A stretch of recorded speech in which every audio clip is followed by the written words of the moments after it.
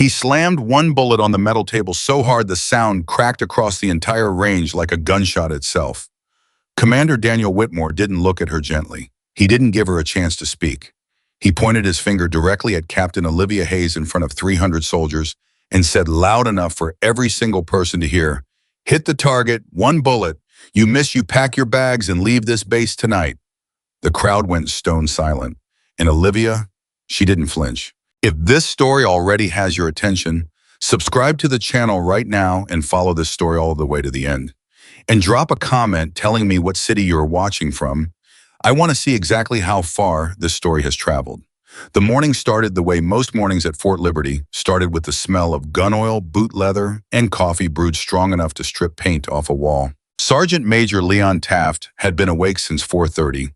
That was just how he lived. 22 years in the Army had rewired his internal clock so completely that alarms were basically decorative objects in his life.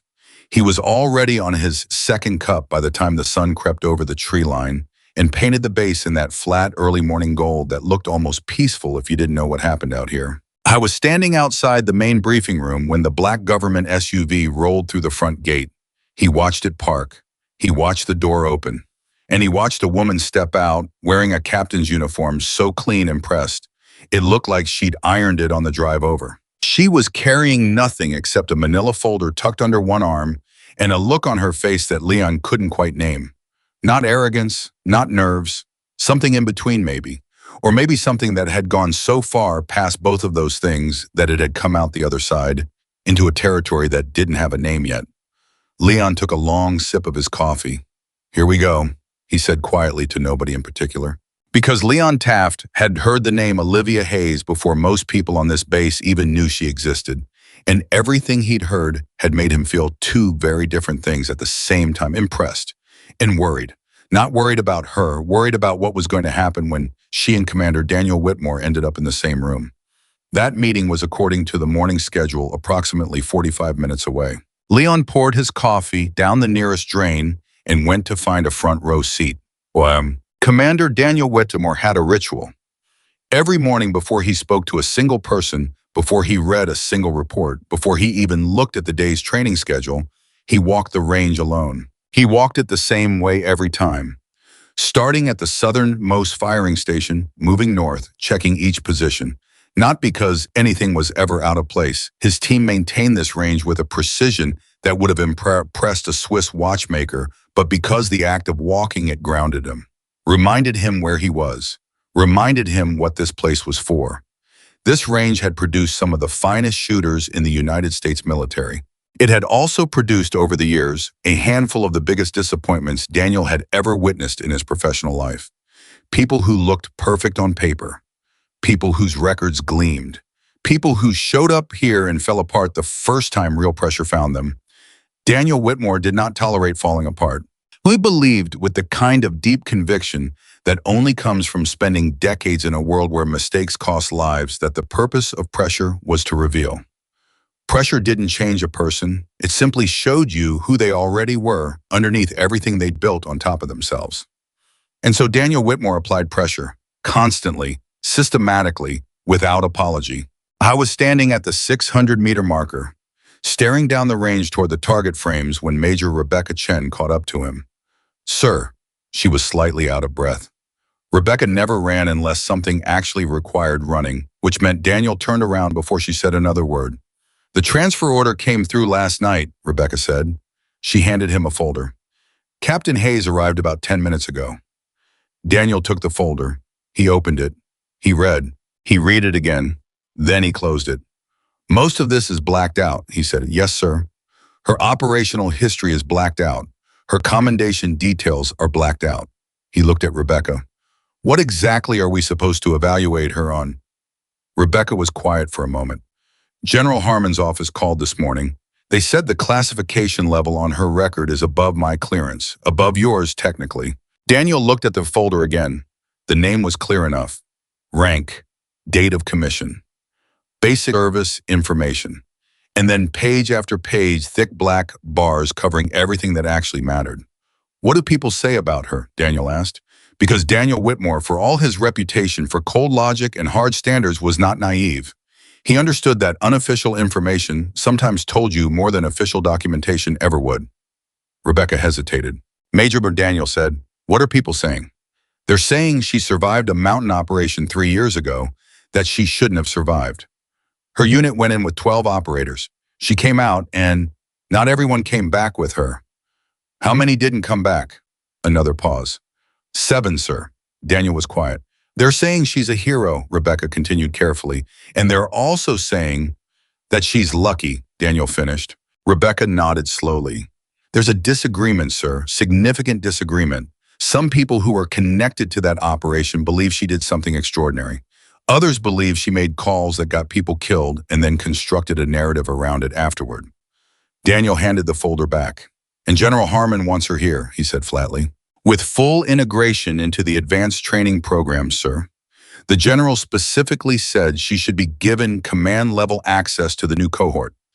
Daniel turned back toward the range. He was quiet for a long time. Rebecca waited. She had learned years ago that interrupting Daniel Whitmore's silences was never worth whatever time you saved by doing it. "Set up the range for 1200 hours, Daniel said finally. "Full cohort. I want everyone present." Rebecca blinked. "Sir, the cohort isn't scheduled for live fire until Thursday." "They are now," Daniel said. He started walking back toward the building. "And get me a weapons specialist. I want a rifle pulled from storage. Something unfamiliar. Something she won't have trained extensively on." Rebecca stared at his back. "Sir." "And nobody tells her what the schedule is for today," Daniel said without turning around. "She shows up at noon and she gets what I give her." Rebecca Chen had served under Daniel Whitmore for 6 years. She had watched him push soldiers to their absolute limit. She had watched him dismantle reputations and rebuild careers from scratch. She had watched him be on more than one occasion extraordinarily unfair in the service of what he believed was a larger truth. But something about this felt different to her. She said nothing because she had also learned that saying nothing was sometimes the right answer. She simply went to make the arrangements. Olivia Hayes sat in the waiting room outside the administrative offices and read the base briefing packet they'd handed her when she checked in. She read it the way she read everything completely, with the part of her brain that was always already 3 steps ahead of whatever information was currently in front of her, cross-referencing, noting gaps, building a picture. She had been on 7 different bases in the last 4 years. She could tell things about a base from a briefing packet the same way some people could tell things about a restaurant from the menu. Fort Liberty was serious. The language was precise, the expectations explicit, the chain of command documented in a way that left almost no room for ambiguity. This was a place that valued structure, that drew strength from order. She respected that. She had built herself on something similar. Once before, the mountains had taken that version of her apart and left her to reassemble herself from whatever pieces survived. The pieces that survived were fewer and harder than what she'd started with, but they were, she had come to believe, more true. A young corporal appeared in the doorway. He looked nervous, which struck Olivia as an interesting way to feel when delivering a schedule to a captain who was technically his superior. She filed that away. "Captain Hayes, Commander Whitmore has scheduled a range demonstration for 1200 hours. You're requested to attend." "A range demonstration," Olivia said. "Yes, ma'am." "For the whole cohort?" The corporal's eyes flickered. "Just slightly. Just enough." "Yes, ma'am." Olivia set down the briefing packet. "Thank you, Corporal. I'll be there." He left. Olivia sat for another moment. She was thinking about what a range demonstration scheduled on zero notice on her first day with the entire cohort present actually meant. She thought about Daniel Whitmore's reputation. She had researched him thoroughly before she arrived because showing up to a new command without knowing who you were reporting to was a kind of negligence she had no patience for. 24 years as a SEAL instructor, 12 years at Fort Liberty, a training record that had produced more decorated operators than almost any other program currently active in the U.S. military. He was brilliant by every available account.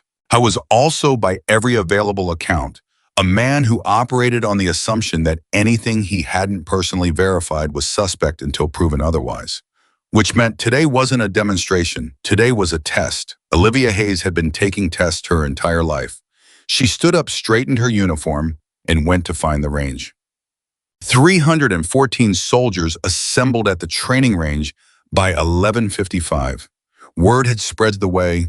Word always spreads on military bases fast, thorough, and decorated with increasingly elaborate speculation by the time it reached the people at the far end of the chain. By the time the last soldiers found their positions along the observation line, most of them had already heard at least 3 different versions of what was about to happen. In one version, Commander Whitmore was going to demonstrate a new long-range technique for the cohort. In another version, the new transfer captain was going to teach a class. In the most popular version, which had spread with the particular velocity of stories that contain a conflict people want to see resolved, Commander Whitmore was going to find out in the next 60 minutes whether Captain Olivia Hayes was everything people were claiming or something considerably less. Leon Taft stood near the back of the assembled group. He had positioned himself carefully the way a man positions himself when he wants to watch 2 things at the same time. He could see the range clearly. He could also see the faces of the soldiers around him. They were excited. That bothered him a little. Not because excitement was wrong exactly, but because the thing they seemed excited about was the possibility of watching someone fail. And Leon Taft had spent enough years in uniform to know that enjoying the failure of your fellow soldiers was a symptom of something that needed to be addressed before it became a disease. He filed that away for later. At 11:58, Commander Daniel Whitmore walked onto the range. He moved the way he always moved, with a deliberateness that made everything look pre-planned, even when it wasn't. He was wearing his standard training uniform, and he was carrying nothing except what Leon recognized as a particular kind of expression that Daniel had perfected over the course of 2 decades. It was the expression of a man who had already decided where this was going and was simply executing a plan. He positioned himself at the primary firing station and turned to face the assembled soldiers. For a moment, nobody moved. Then Captain Olivia Hayes appeared at the far edge of the range. She had been walking in from the administrative buildings and arrived precisely on the schedule, which meant she arrived approximately 40 seconds after Whitmore, which meant she walked into 300 pairs of eyes already turned in her direction. Leon watched her face. She registered the crowd, the range, the positioning of everything. All of it in about 2 seconds. He could see it happen, the slight adjustment of her posture, the fractional pause in her stride, the reorganization behind her eyes. She walked to where Daniel was standing. They faced each other. Leon had been present for a lot of significant moments in his career. He had learned to recognize the particular quality of silence that preceded something important. It had a texture to it, a weight. This silence had both. Daniel Whitmore reached into his pocket and placed a single round of ammunition on the table beside him. 1 bullet, not a demonstration kit, not a training round, live ammunition, full metal jacket, for the rifle that was Leon now noticed resting on the table behind Daniel. A weapon Leon didn't immediately recognize, and Leon knew firearms. Captain Hayes, Daniel said, his voice carried perfectly across the range. He had a voice built for exactly this clear authority, of the kind of voice that didn't need to be raised to reach the back of a large room. Your rec has been presented to this command with certain claims about your capabilities and your experience. My policy is simple. I verify claims myself. Olivia said nothing. You have a bullet, Daniel continued, and he gestured to the round on the table. You have a weapon. The target is at 600 meters. He paused. 1 shot. If you hit the target, we begin the conversation about your role here. If you miss, you are on a transport back to Washington by 1700 hours. The silence that followed lasted approximately 4 seconds. They felt long. Then Olivia Hayes reached out and picked up the bullet. Not quickly, not slowly, at exactly the pace of someone who had made a decision before anyone around them finished explaining the situation. She looked at the bullet in her hand for 1 moment. Then she looked at Daniel Whitmore. Choose the target, she said. 314 people released a breath at the same time without meaning to.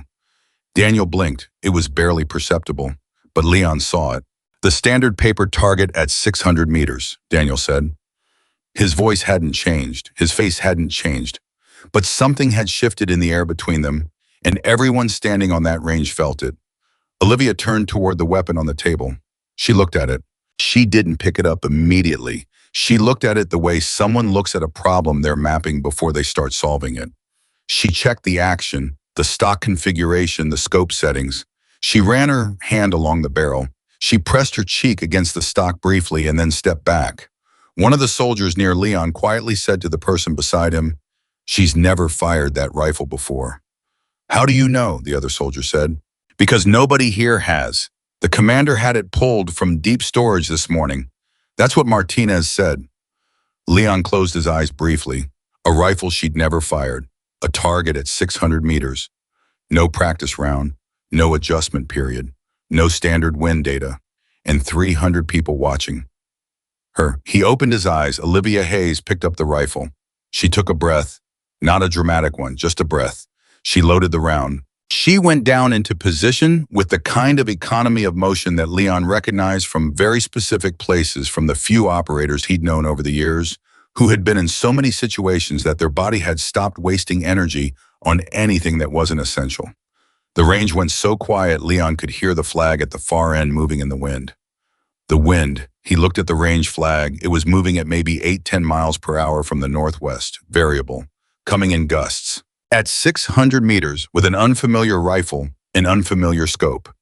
No baseline data for windage or elevation. A variable crosswind and 300 people watching you. A first-round cold bore hit was not a reasonable expectation. It was in fact close to the outer boundary of what was physically possible for a human being under these conditions. Leon found himself holding his breath. He wasn't alone. For approximately 7 seconds, the only sounds on the range were the wind and the blood moving through the ears of 300 people who had stopped breathing in unison. Then a single crack split the morning air. Then silence. Then from the spotter positioned at the 200-meter mark with his scope trained on the 600-meter target, a voice that carried perfectly across the absolute quiet of the range. Hit center mass. Nobody moved for 2 full seconds. Then one person started clapping, and it spread so fast it became a roar before Daniel Whitmore could have stopped it, even if he tried. Soldiers who had showed up expecting to watch someone fail were instead watching something they would tell their kids about 30 years from now. And the sound that came out of them was the sound of 300 people who had just witnessed something that should not have been possible. Olivia Hayes set the rifle down. She stood up. She did not look at the crowd. She did not raise her hand. She did not do anything that could be interpreted as taking a bow. She looked at Daniel Whitmore, and she waited. Daniel Whitmore's face did not change. Leon watched him from across the range, and the absence of any visible reaction on Daniel's face was itself a reaction. The reaction of a man working very hard to maintain a position he had already started to reconsider. Daniel walked forward. The noise from the soldiers gradually settled, not because anyone called for quiet, but because Daniel's movement created its own gravity. When he walked towards something with that expression, people paid attention. He stopped 2 meters from Olivia. One shot, he said, proves nothing. The cheering that had been rebuilding around the edges of the crowd cut off immediately, like a switch. Several of the soldiers exchanged glances. Leon saw at least 4 people who looked genuinely offended on Olivia's behalf. He also saw several who nodded slightly as if they'd been waiting for this. Daniel continued, conditions favored that shot. Beginner's luck exists in this profession, the same as it exists in every other profession. One data point is not a pattern. One result does not establish capability. He paused. He was watching her face the way you watch a person's face when what you're actually doing is looking for a specific reaction. Anger, embarrassment, defensiveness. Olivia gave him none of those things. You're right, she said. The words dropped into the silence with a weight that nobody had expected. Daniel stopped. Even he hadn't expected that. One shot doesn't prove anything, Olivia said, and her voice was completely steady, not artificially calm, not performed composure, but the real kind that lives in people who have long since made peace with being misunderstood. A perfect shot doesn't prove someone can lead people when everything falls apart. It doesn't prove someone knows what to do when the plan fails. It doesn't prove anything about what someone is made of when the situation is genuinely desperate. She took one step closer to him.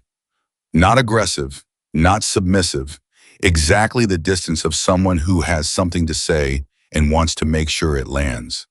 And if you already believe that, she said, then I want you to tell me something, Commander.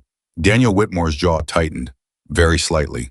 If you already believe that one shot doesn't prove capability, then why was the only test you gave me a shot?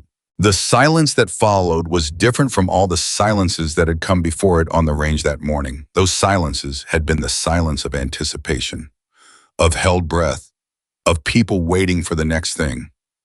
This silence was the silence of a question that had landed somewhere tender. Leon Taft looked at Daniel Whitmore's face. He had known this man for 11 years. He had watched him in arguments and crises, in moments of genuine difficulty. I had never seen him in 11 years look like he didn't have an answer. Until now. The moment lasted longer than anyone expected. Daniel Whitmore was not a man accustomed to being caught without a response.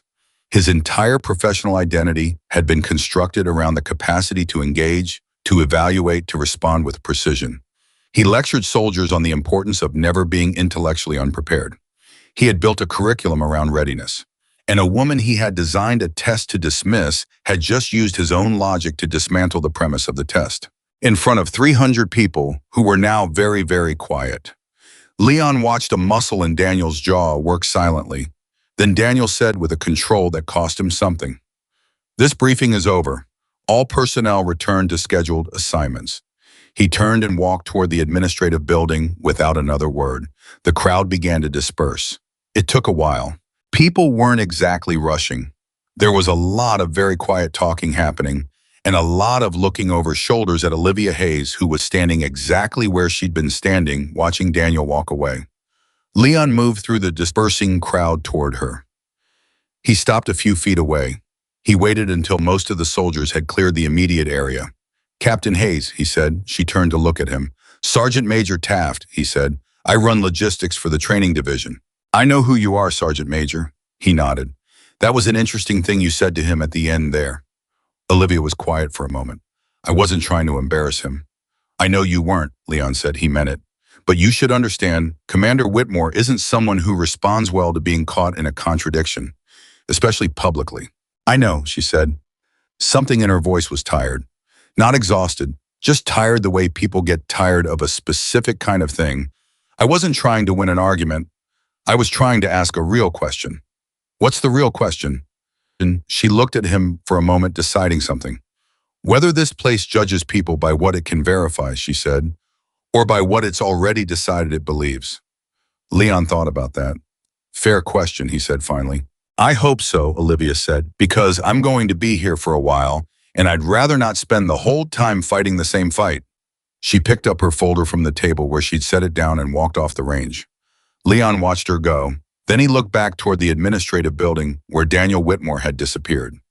Then he looked at the 600-meter target still hanging in the frame at the far end of the range, with a hole punched through the center of it. I thought about what she'd said. One shot doesn't prove anything. But it had proven something whether she was willing to say so or not. The question, as far as Leon Taft could see, was whether Daniel Whitmore was willing to figure out what. That afternoon, the base kept moving, the way bases keep moving with the relentless forward momentum of an institution that doesn't stop for any single moment, no matter how significant that moment feels to the people inside it. Training schedules were kept. Reports were filed. The mess hall served dinner at 1700, and the lines were the same as they always were. But underneath all of that, something was circulating. It moved through the hallways of the administrative building, in the barracks, in the break rooms, with the specific velocity of information that everyone wants to talk about, but nobody wants to be caught talking about officially. By 1800, every single person on that base had heard three things. They had heard that Captain Olivia Hayes had made a first-round cold-bore shot at 600 meters with an unfamiliar weapon under pressure. They had heard that Commander Whitmore had dismissed it as luck, and they had heard what she said to him afterward. The reactions were divided in a way that told Leon, who made a point of listening carefully, something important about the composition of the cohort. There were soldiers who thought Whitmore was right, who believed that extraordinary performance under unusual conditions was the job description, not the exception, and that Olivia's shot was simply someone doing what they were supposed to do. Those soldiers tended to be the ones who had been in the program longest, the ones most shaped by Daniel's philosophy. There were soldiers who thought Olivia had done something remarkable and that Whitmore's response had been unfair. Those soldiers tended to be newer, less entrenched, still building their frameworks for what this profession required. And there were a few soldiers, the ones Leon had learned over the years to pay the most attention to, who were sitting with the question she had asked and not immediately reaching for an answer. Those were the interesting ones. Leon was having coffee with two of them specialists, Carter and Vance, when Rebecca Chen knocked on the door of the small break room and said, "Sergeant Major, Commander Whitmore wants to see you." Leon drank the rest of his coffee. "Of course he does," he said. Daniel's office had the kind of order that told you everything about the man's mind. Everything on this desk had a specific location and a specific reason for being there. The photographs on the wall were framed with the same level of precision. Even the books on the shelf behind him were organized in a way that wasn't decorative. They were organized by usefulness. Leon knew with the most frequently referenced texts within arm's reach.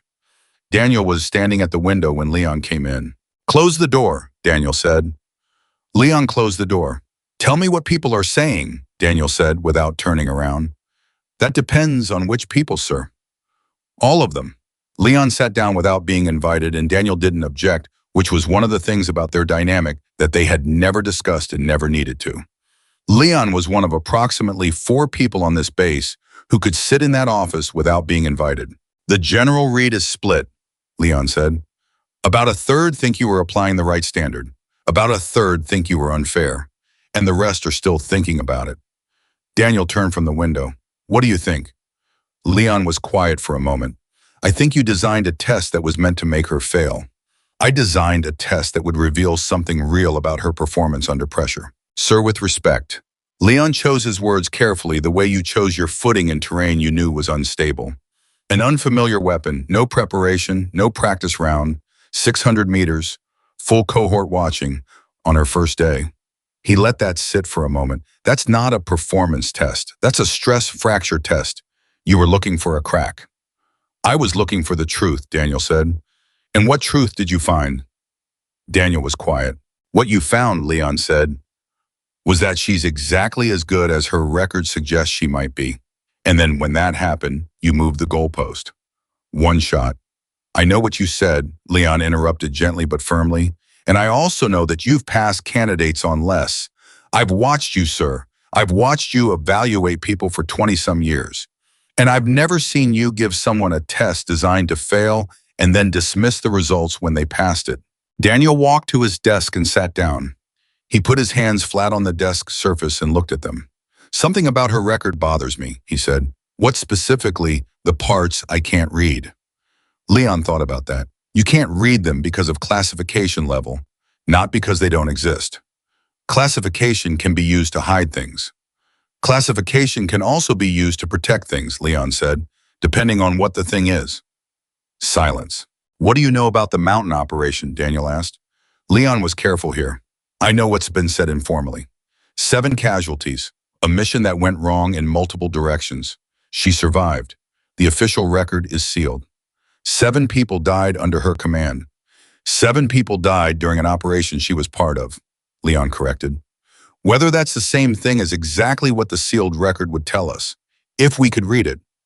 Daniel looked at him. "Sir," Leon said, "I've known you long enough to ask you something directly. Ask. When you put that bullet on the table today, who were you trying to prove something to?" The question sat in the air between them for a long moment. Daniel Whitmore had an answer ready. Leon could see it forming. He could see Daniel reaching for the version of the answer that was about standards and verification and the integrity of the program. And then something else happened behind Daniel's eyes. Something shifted. He didn't give the prepared answer. "I don't know," Daniel said, and that more than anything else that had happened that day told Leon everything he needed to know about where this was actually going. Olivia ate dinner alone in the far corner of the mess hall. Not because she was antisocial. She had calculated in the way she calculated most things that the first dinner on a new base was a data-gathering exercise, not a relationship-building exercise. And data was gathered more efficiently from a position where you could see the whole room without being in the center of it. She watched the flow of people. She watched who sat with who and who moved around and who stayed in groups that were already established versus who was still finding their placement. She watched the way people reacted when Whitmore's name came up in conversation. She couldn't hear the conversations from across the room, but she could read the body language, and his name was coming up a lot. She watched how people looked at her when they thought she wasn't looking at them. That told her the most. She was building a map. Not of the base. She already had that from the briefing packet.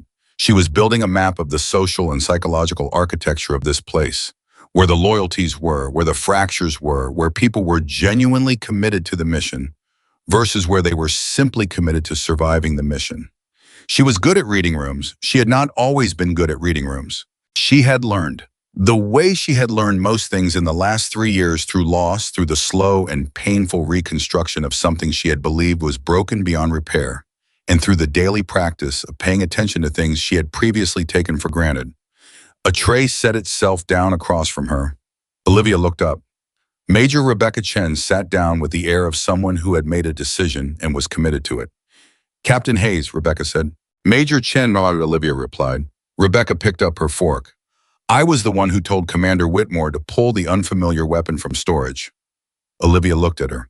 "Not because I agreed with the test," Rebecca continued, "because refusing would have resulted in him pulling it himself, and I could at least make sure the weapon was in functional condition and wouldn't actually endanger you." "I appreciate that," Olivia said. "You made an extraordinary shot today." "Yes. And then you said something to him that nobody has ever said to him." "In 24 years at this base, I have been a witness to a lot of exchanges between Commander Whitmore and people he's testing. I have never heard anyone turn his logics around on him that cleanly." Olivia put down her fork.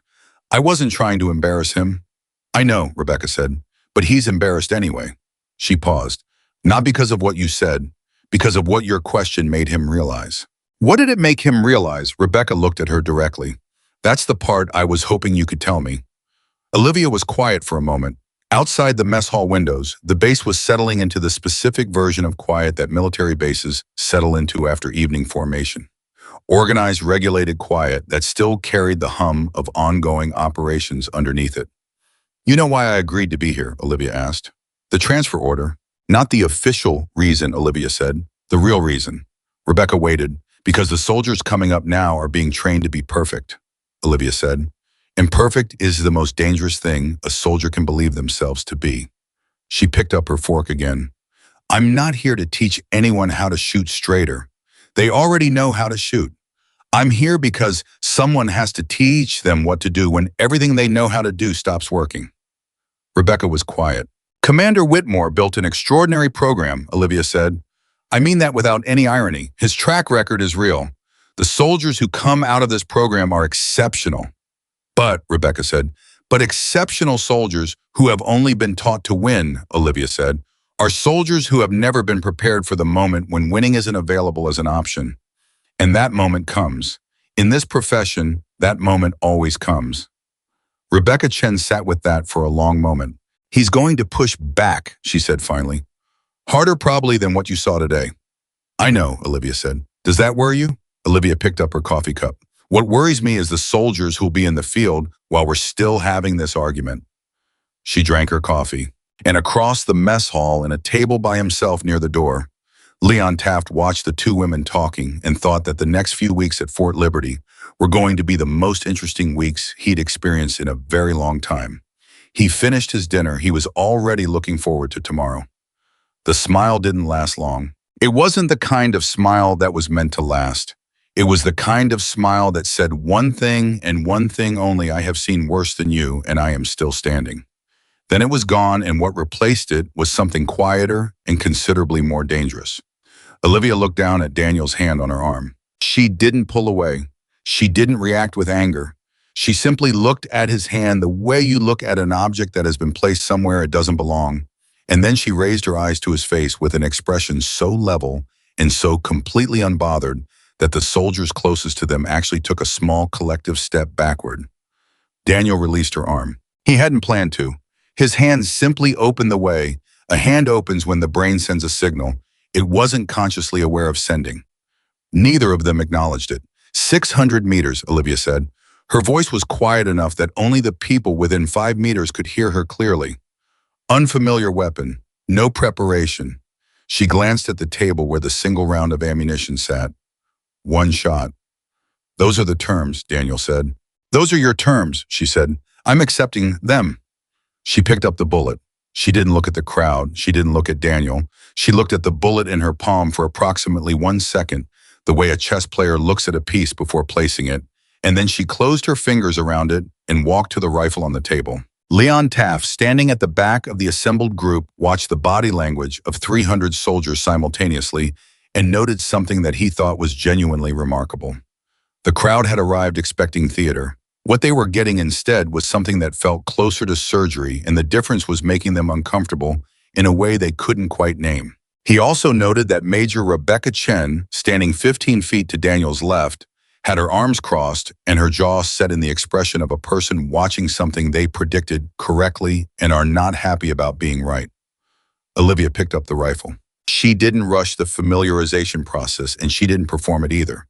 She went through the weapon with the same efficiency she'd shown earlier. Checking the bolt, the trigger pull, the scope calibration, the stock adjustment, every movement was purposeful. Nothing was wasted. "She's actually doing it," someone near Leon said in a voice that contained equal parts disbelief and something that sounded almost like awe. "She already did it once," someone else replied. "That was luck," a third voice said. "Nobody hits cold bore at 600 with an unfamiliar rifle first time out. That's statistically—" "Tell her that," the second voice said. The first voice said nothing more. Olivia settled into position. The wind had picked up since the morning. Leon checked the range flag automatically and calculated. 11, maybe 12 miles per hour, still coming from the northwest, but with more variation than before. The gusts were less predictable. The window for a clean shot was narrower. He suspected Olivia had already calculated the same thing and arrived at the same conclusion approximately 30 seconds faster. Daniel stood with his hands clasped behind his back and his face revealing nothing. But Leon had known him long enough to read the things his face wasn't revealing, and what he saw there was a man running two parallel processes simultaneously. One was the professional evaluation process, the part of Daniel that was watching Olivia's form and positioning and reading the data with the automatic competence of someone who had spent 2 decades analyzing exactly this. The other process was something Leon didn't have a clean name for, something more personal, something that was happening in the part of Daniel that the professional evaluation had been built over the years to keep very quiet. The range went silent. It happened the same way it had happened that morning, gradually, then all at once, as the noise of 300 people simply stopped, as if someone had lifted a needle from a record. Olivia's breathing slowed. Leon watched the small movements of her body settle into complete stillness. He had seen this before in a handful of people over the years. The stillness that wasn't the absence of activity, but the presence of total focus. Every physical system redirected toward a single point. She fired. The crack of the shot rolled across the range and came back as an echo from the tree line.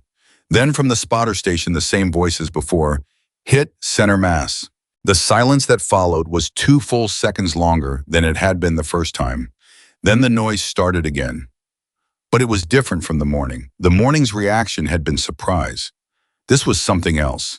This was the sound of 300 people processing the fact that what they had watched was not a fluke, and that the implications of that were more complicated than they had expected when they showed up for what they thought was going to be an easy afternoon. Daniel Whitmore turned and walked away from the firing line without a word. He walked all the way to the far end of the range building and into the equipment room before he stopped. He stood in the middle of the room with his hands at his sides and his breathing controlled and his mind moving at a speed that his face was not showing. Rebecca Chen came through the door 30 seconds later. "Sir." "Not now, Major." "With respect, sir, I need to say something now." Daniel turned to look at her. Rebecca Chen had earned over 6 years of working for him the right to the expression she was currently wearing. It was the expression of someone who had been professionally loyal through a significant number of difficult situations and was now cashing a small portion of that loyalty in. "You moved the goalpost," she said. "I expanded the evaluation." "You moved the goalpost," she said again without any particular emphasis, which was somehow more pointed than if she'd raised her voice. "She hit the target this morning. You told her it proved nothing. She hit it again just now. What exactly are you planning to tell her this time?" Daniel was quiet. "Because the soldiers out there," Rebecca continued, and now there was something in her voice that was edging toward urgency, "are watching you, not her. They already have their read on her. They are watching you to see how you respond to being wrong." "I haven't been wrong about anything," Daniel said. 2 shots with a rifle under controlled conditions doesn't tell me. It tells you everything you said you needed to know this morning, Rebecca said. You established the terms. She met them twice. She paused. At what point does the standard become about something other than the standard? The question landed somewhere Daniel had not prepared for. He turned away from her. She has 7 dead soldiers attached to her record, he said. It came out quieter than he intended. 7 people who went into a mountain with her and didn't come out. And I can't read the file that explains why. I can't verify anything. I have a sealed record and a woman with a skill set I can confirm and a history I cannot read. And General Harmon is telling me to give her command-level access to a cohort that is 3 weeks out from a live operation. Rebecca was quiet for a moment. Sir, she said carefully, is it possible that what's happening here isn't entirely about the standard? Daniel looked at her. Because you've passed candidates on less evidence, Rebecca said. I've been here long enough to have watched you do it, and I've never seen you design a test to break someone the way you designed today's test. She met his eyes steadily. So I'm asking with respect, is there something else driving this? Something from the four. Daniel's face did something complicated. The 4 was not a phrase that came up often in Daniel's professional life.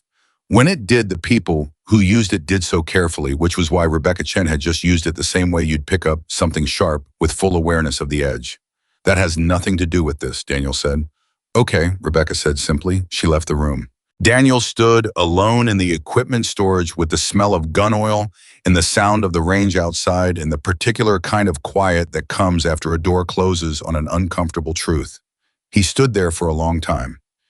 What Rebecca Chen had been carefully not saying and what Daniel Whitmore had been carefully not thinking about for the better part of 6 years was this. 4 years before Olivia Hayes arrived at Fort Liberty, 4 soldiers under Daniel's direct command had been killed during a training exercise that went catastrophically wrong. The official investigation had cleared him. The review board had found no negligence. By every official measure, what happened was a tragic accident driven by a combination of equipment failure and weather conditions that nobody could have predicted. The official measure was not the only measure. Daniel had his own accounting system. He had been running it privately for 6 years.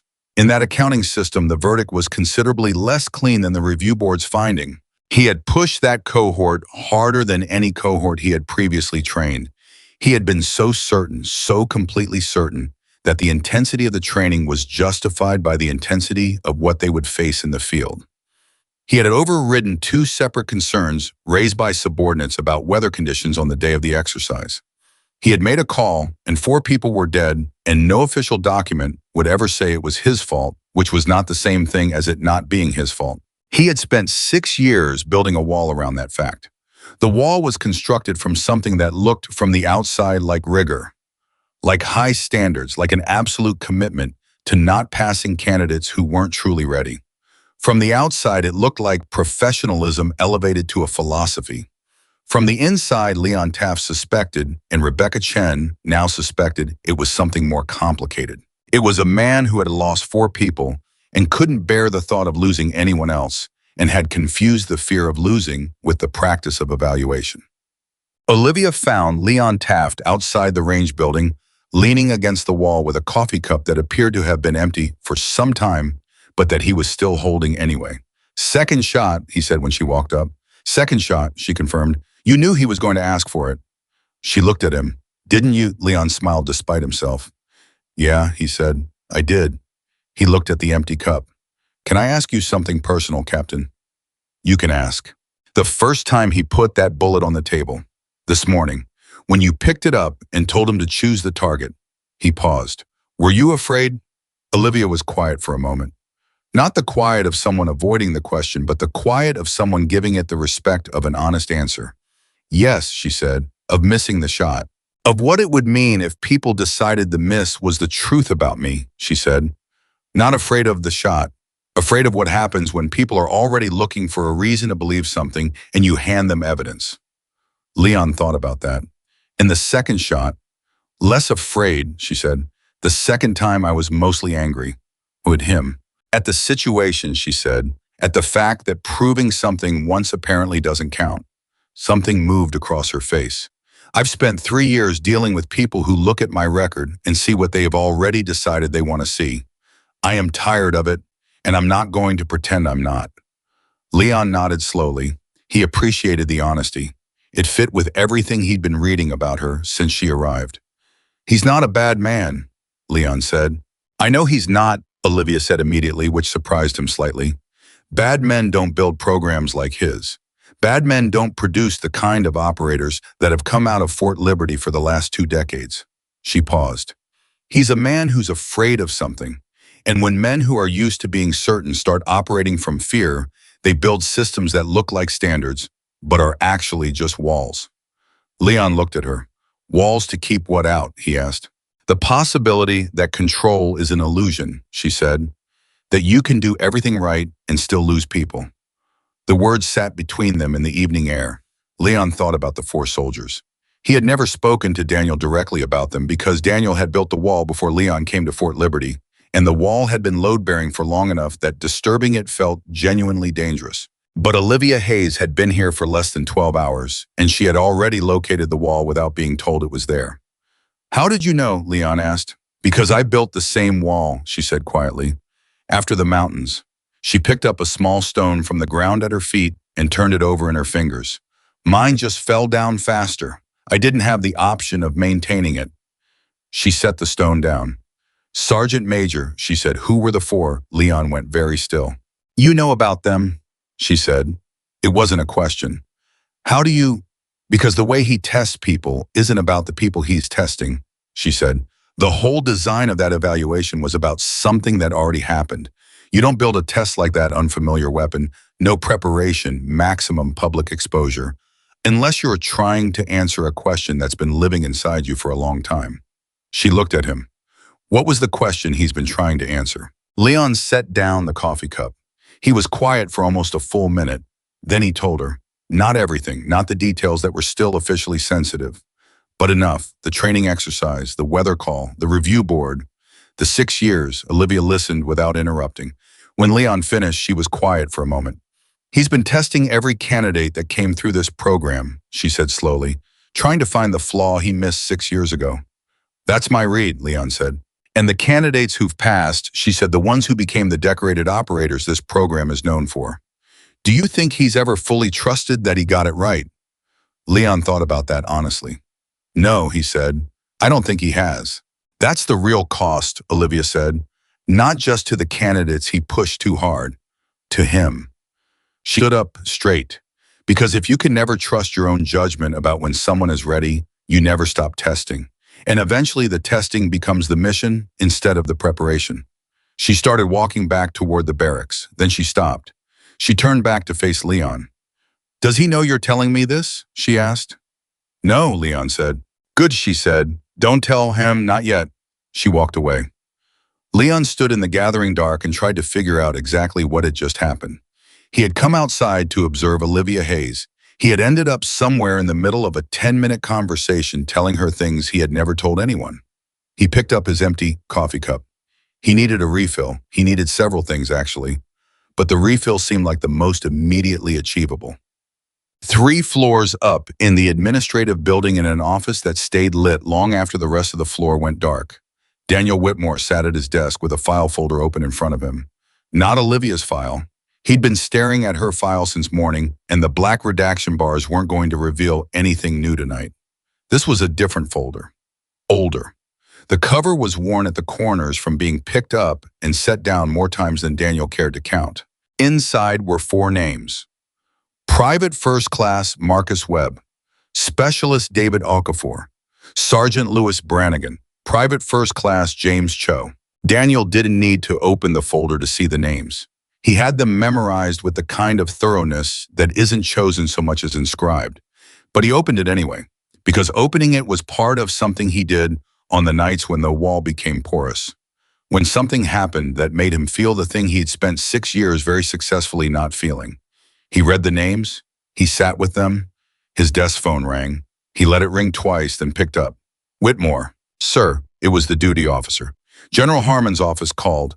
The general wants a status update on Captain Hayes' integration. Tomorrow morning, 0800. Daniel was quiet. Sir, the duty officer said. I'll be ready, Daniel said. He hung up. He looked at the folder.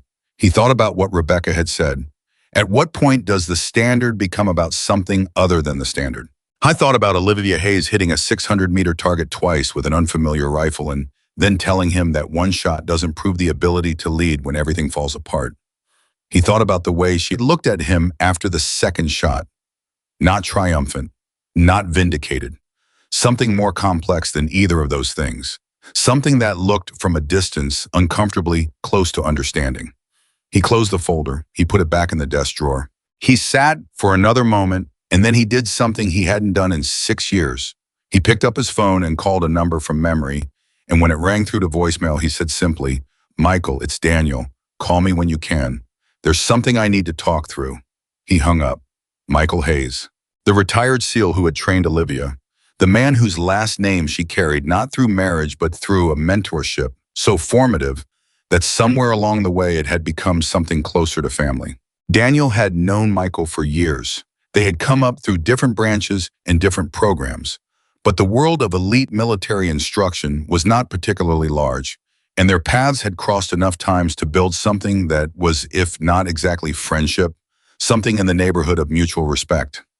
Michael had called him 6 weeks ago when the transfer order for Olivia was still in the approval stage and said something that Daniel had filed away and not fully processed. He had said, "Danny, I know you're going to put her through it. I know that's who you are, and I know that's how you run your program, and I'm not calling to ask you not to. I'm calling to ask you to pay attention to what you see when you do. Because what happened to that woman in those mountains made her into something that this profession needs, and I don't want you to look at her and see the wrong thing." Daniel had thanked him and hung up and spent 6 weeks deciding what the wrong thing was. Standing in the training range that morning, putting a bullet on a table and telling her she was done. If she missed, he had been so certain he was seeing clearly.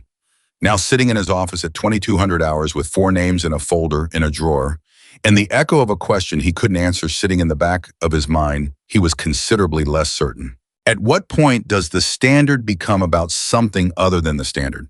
He didn't have the answer yet. But it was the first night in a very long time that he had sat with the question instead of immediately reaching for the wall.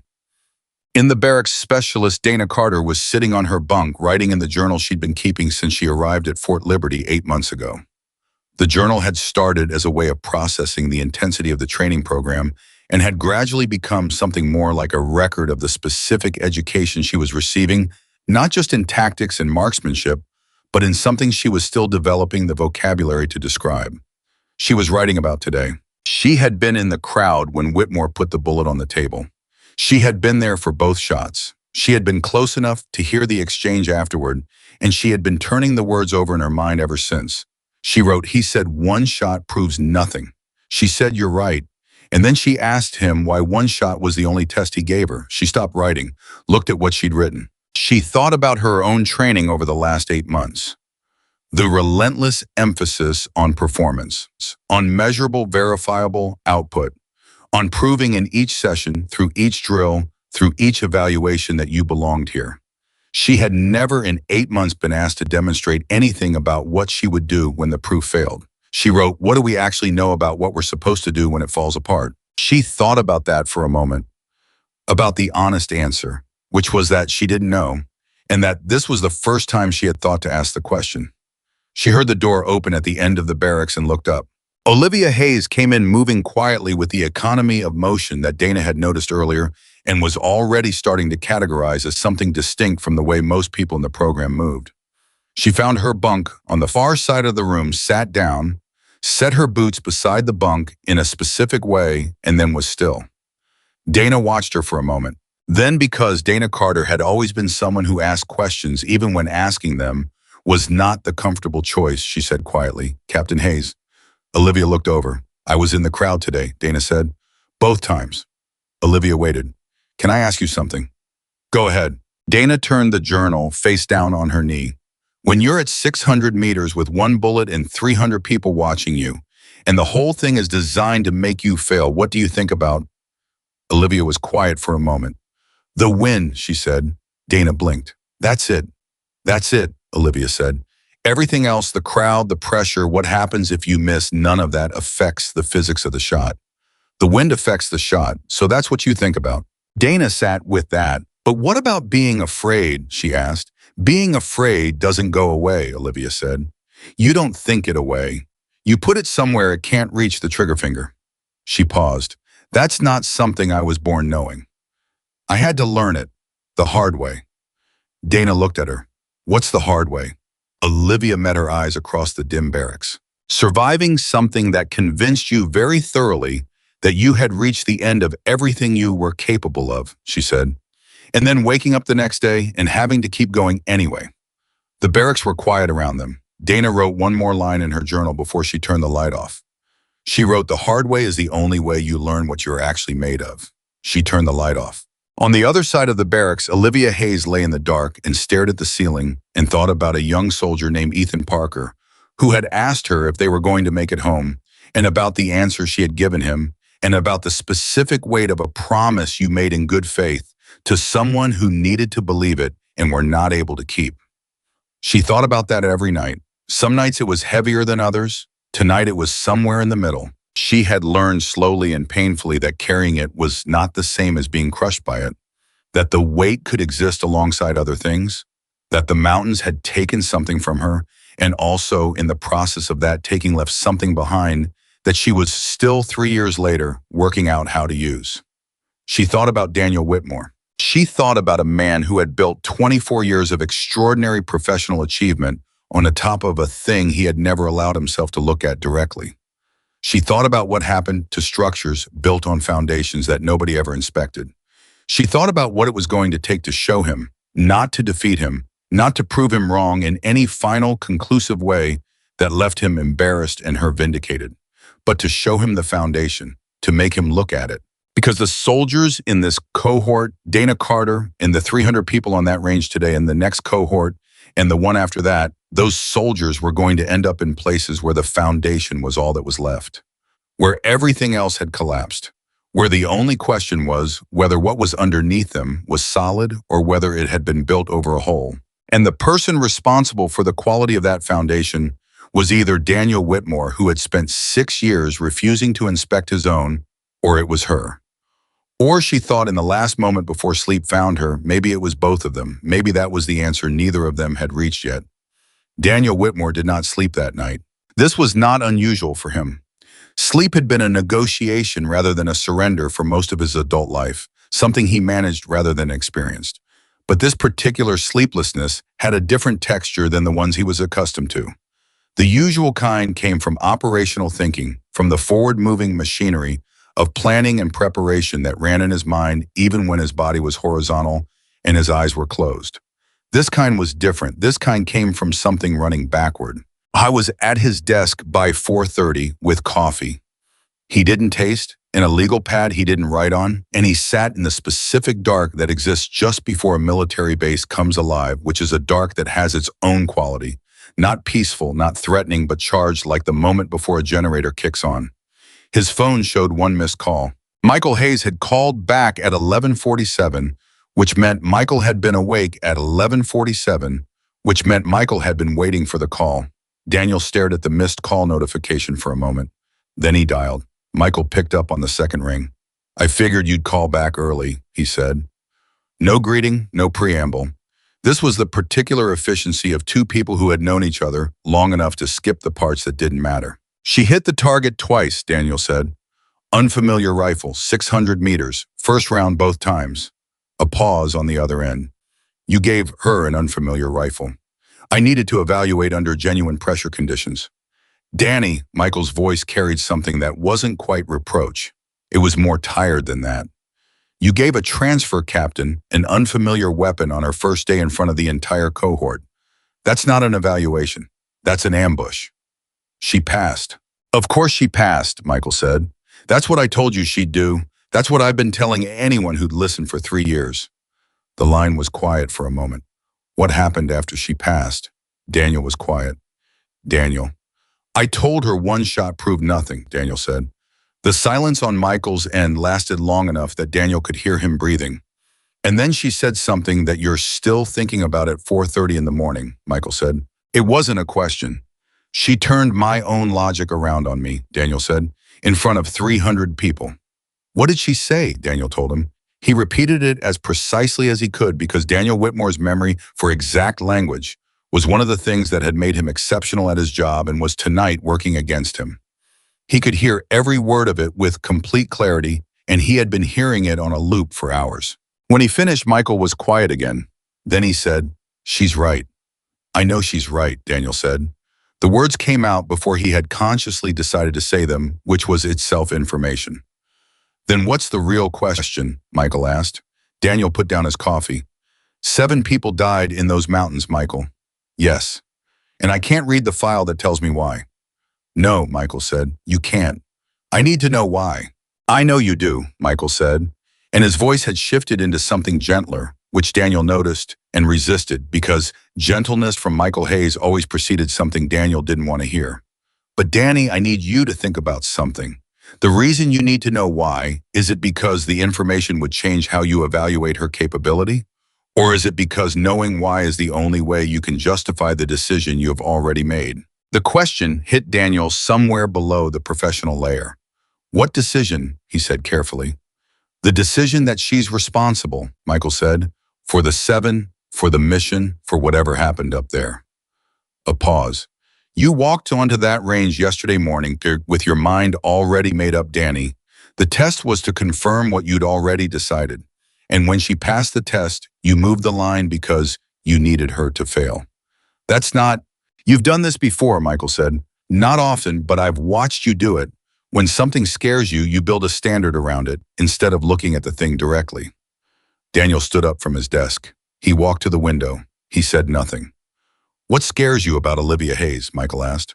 Daniel pressed one hand flat against the window frame and looked out at the dark base beginning to lighten at its edges and said with the honesty of a man who is very tired and has been running from a specific question for long enough that running has stopped being sustainable. "She survived something that killed people under her command. And she's still here, still functional, still..." He stopped. "Still what?" Michael said quietly. "Still better than she was before it happened," Daniel said. The words sat in the air. "And that terrifies you," Michael said. "Because I don't know how," Daniel said. It came out raw in a way that surprised him. 4 people died under my command 6 years ago, Michael. And I have spent 6 years making sure it never happens again. And I have spent 6 years I haven't been able to..." He stopped again. "You haven't been able to forgive yourself," Michael said. Silence. "And she has," Daniel said. "Somehow she's lost more than I have. And somehow she's found a way to..." I look at her and I see someone who went through something that should have broken her permanently and instead came out the other side with something I don't have. And I don't understand it, and I can't verify it, and things I can't verify make you put a bullet on a table and tell her she doesn't belong there," Michael finished. Daniel said nothing. "Danny," Michael said, "I'm going to tell you something about what happened in those mountains. Not everything. The classification exists for reasons I can't circumvent. But I'm going to tell you one thing." Daniel waited. "She didn't lose those 7 people because she made bad calls," Michael said. "She lost them because she made the only calls available to her in a situation that had no good options. And the reason the record is sealed is not because there's something to hide. It's because what she did to get the remaining 5 operators out of that situation is something that certain people in very specific positions don't want publicized. Because if it were publicized, it would raise questions about why the mission was sanctioned in the first place." Daniel turned from the window. "She's protecting the people who sent them in.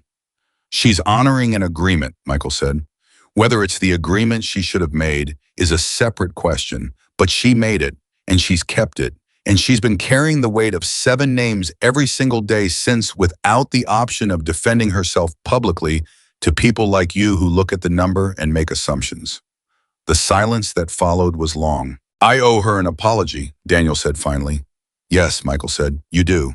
Then, "But Danny, she doesn't need your apology as much as you need to give it. You understand what I'm saying?" Daniel understood. He hung up.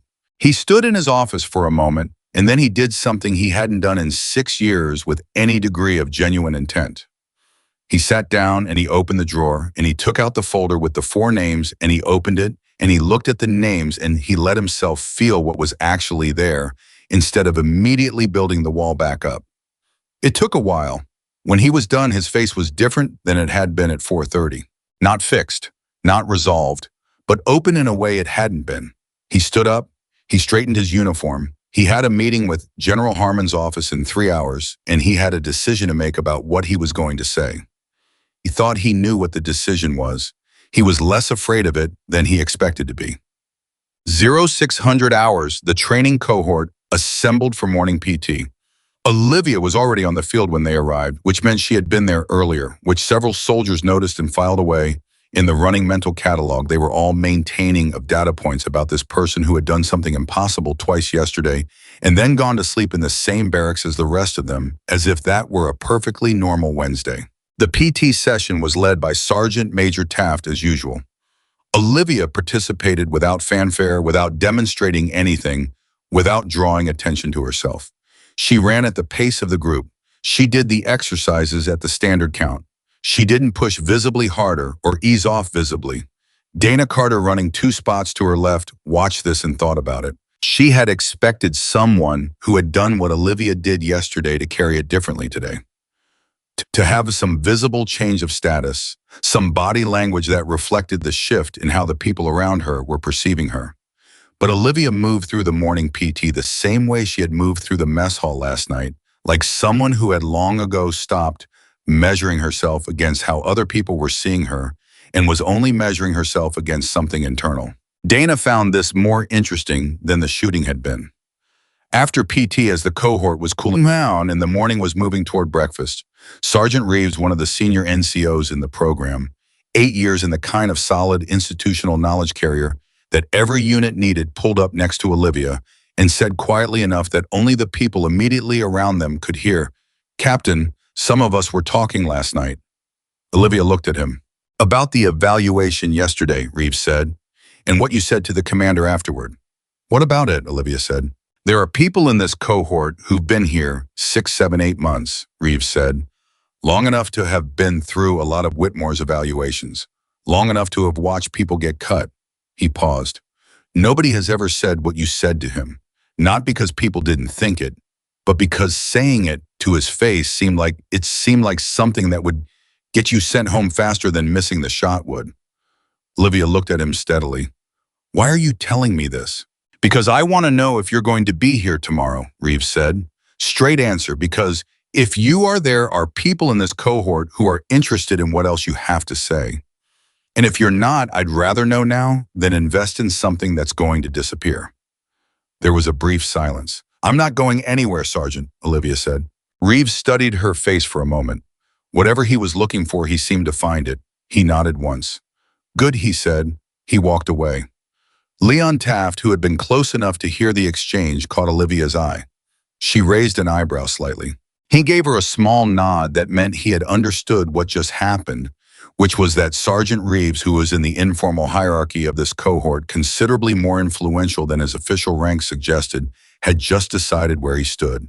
That mattered. That mattered quite a lot. 0800 hours, Daniel walked into the secure conference room where General Harmon's aide, Colonel Patricia Voss, was waiting on a video screen with the particular expression of someone whose morning had started at 0500 and was not interested in anything except the information she had been sent to collect. "Commander Whitmore," Voss said. "Status update on Captain Hayes' integration." Daniel sat down. He put his hands flat on the table. He looked at the screen and said, "I conducted an evaluation of Captain Hayes' performance yesterday, and she performed at a level that exceeded what I have seen from any transfer candidate in the 12 years I have run this program." Daniel said, "I recommend full integration into the advanced cohort effective immediately with the command-level access General Harmon specified in the transfer order." Voss looked at him for she had clearly been prepared for a different conversation. "That's a significant endorsement, Commander, given your initial concerns." "My initial concerns were about things I couldn't verify," Daniel said. "What I verified yesterday was sufficient." Another pause. "The sealed record is sealed for reasons that appear to be appropriate," Daniel said.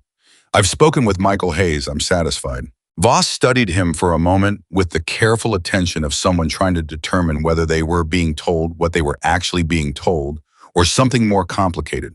Whatever she concluded, she moved on. "General Harmon will be pleased. He has particular interest in this cohort's readiness timeline." Tell the general the cohort is in good hands, Daniel said. Both sets. He meant it. Voss's expression shifted almost imperceptibly towards something warmer. I'll pass that along, Commander. She disconnected. Daniel sat in the empty conference room for a moment. Then he stood up and went to find Olivia Hayes. He found her in the equipment room of all places.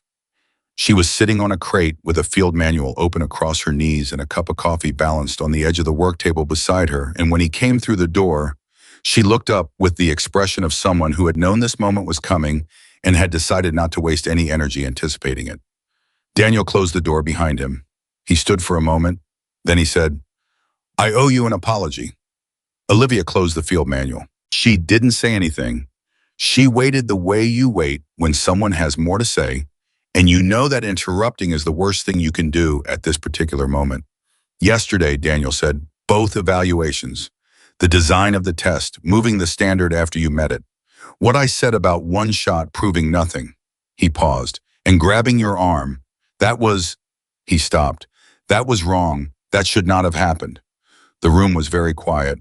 The test was designed to make you fail, Daniel said. I knew that when I designed it. I told myself I was establishing a baseline, verifying capability, running a legitimate evaluation under pressure. But he stopped again, started again, more quietly. I had already decided something about you before you arrived. And the test was to confirm what I'd already decided. That's not evaluation. That's confirmation bias with a rifle. Olivia looked at him for a long moment. What had you decided, she said. Daniel met her eyes. That someone who came out of the mountains with 5 people when 12 went in was either extraordinarily capable or extraordinarily lucky, and that the sealed record meant I couldn't know which, and that the uncertainty was something I couldn't tolerate. Why not? Olivia said, and her voice was not challenging, it was genuinely asking. Daniel looked at the floor for a moment, then back at her. Because I lost 4 people 6 years ago, he said. And I have spent 6 years building a program that I told myself was about preventing that from happening again. And yesterday morning, I looked at your file and I saw a number 7, and I felt something that I called professional concern and was actually fear. Olivia was quiet. Fear that you'd done something I couldn't detect and get away with, Daniel said. And also, he paused, fear that you'd gone through something I went through and handled it in a way I wasn't able to. The words landed between them with a weight that neither of them rushed to move. Michael told you about the mountains, Olivia said. Not accusatory, just noting. He told me enough, Daniel said. Enough for me to understand what the sealed record actually contains. Olivia nodded slowly. She picked up her coffee cup and held it without drinking from it. I accept your apologies, she said. Straight, no conditions. Daniel looked at her. But I want to say something to you in return, she said, and I need you to hear it as information, not as a counterattack. Go ahead, Daniel said. What you built here is real, Olivia said. The program, the operators, the record of this place, it's real and it's extraordinary and it matters. I am not here to dismantle any of it. She looked at him directly. But there is a gap in it, and the gap exists because of the thing you just described, because of the 6 years. Daniel was still. The soldiers in your cohort know how to perform at the highest level under documented conditions, Olivia said.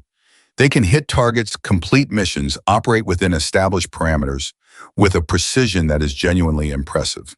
But what happens when the parameters don't exist anymore? When the communication is gone and the plan has failed and the people around them are looking at them the way Ethan Parker looked at me in those mountains asking if they were going to make it home. She set the coffee cup down. What do your soldiers do at that moment? She said. What does your program teach them to do at that moment? The silence was long. That's the gap, Olivia said quietly. Daniel sat down on the edge of the workbench. He sat there for a moment with his hands between his knees and his head slightly bowed, and he looked like a man who had just had something confirmed that he had been half aware of for years and had been hoping not to have confirmed. I don't know how to teach that, he said. I know, Olivia said. That's why I'm here, to. What followed next was not a dramatic agreement or a neat resolution. It was something messier and more real than that. Daniel stood up. He said he needed to think. He walked out of the equipment room and Olivia let him go because the right thing to do with a man who had just lowered a wall he'd been maintaining for 6 years was to give him room to stand in the open air for a moment, before expecting him to build something new. She picked up her field manual. She went back to reading. Leon Taft appeared in the doorway approximately 20 minutes later. "He came and found you," Leon said. "He did." "What did he say?" "He apologized," Olivia said. Leon's eyebrows moved. Genuinely, she said. "He told me about the 4.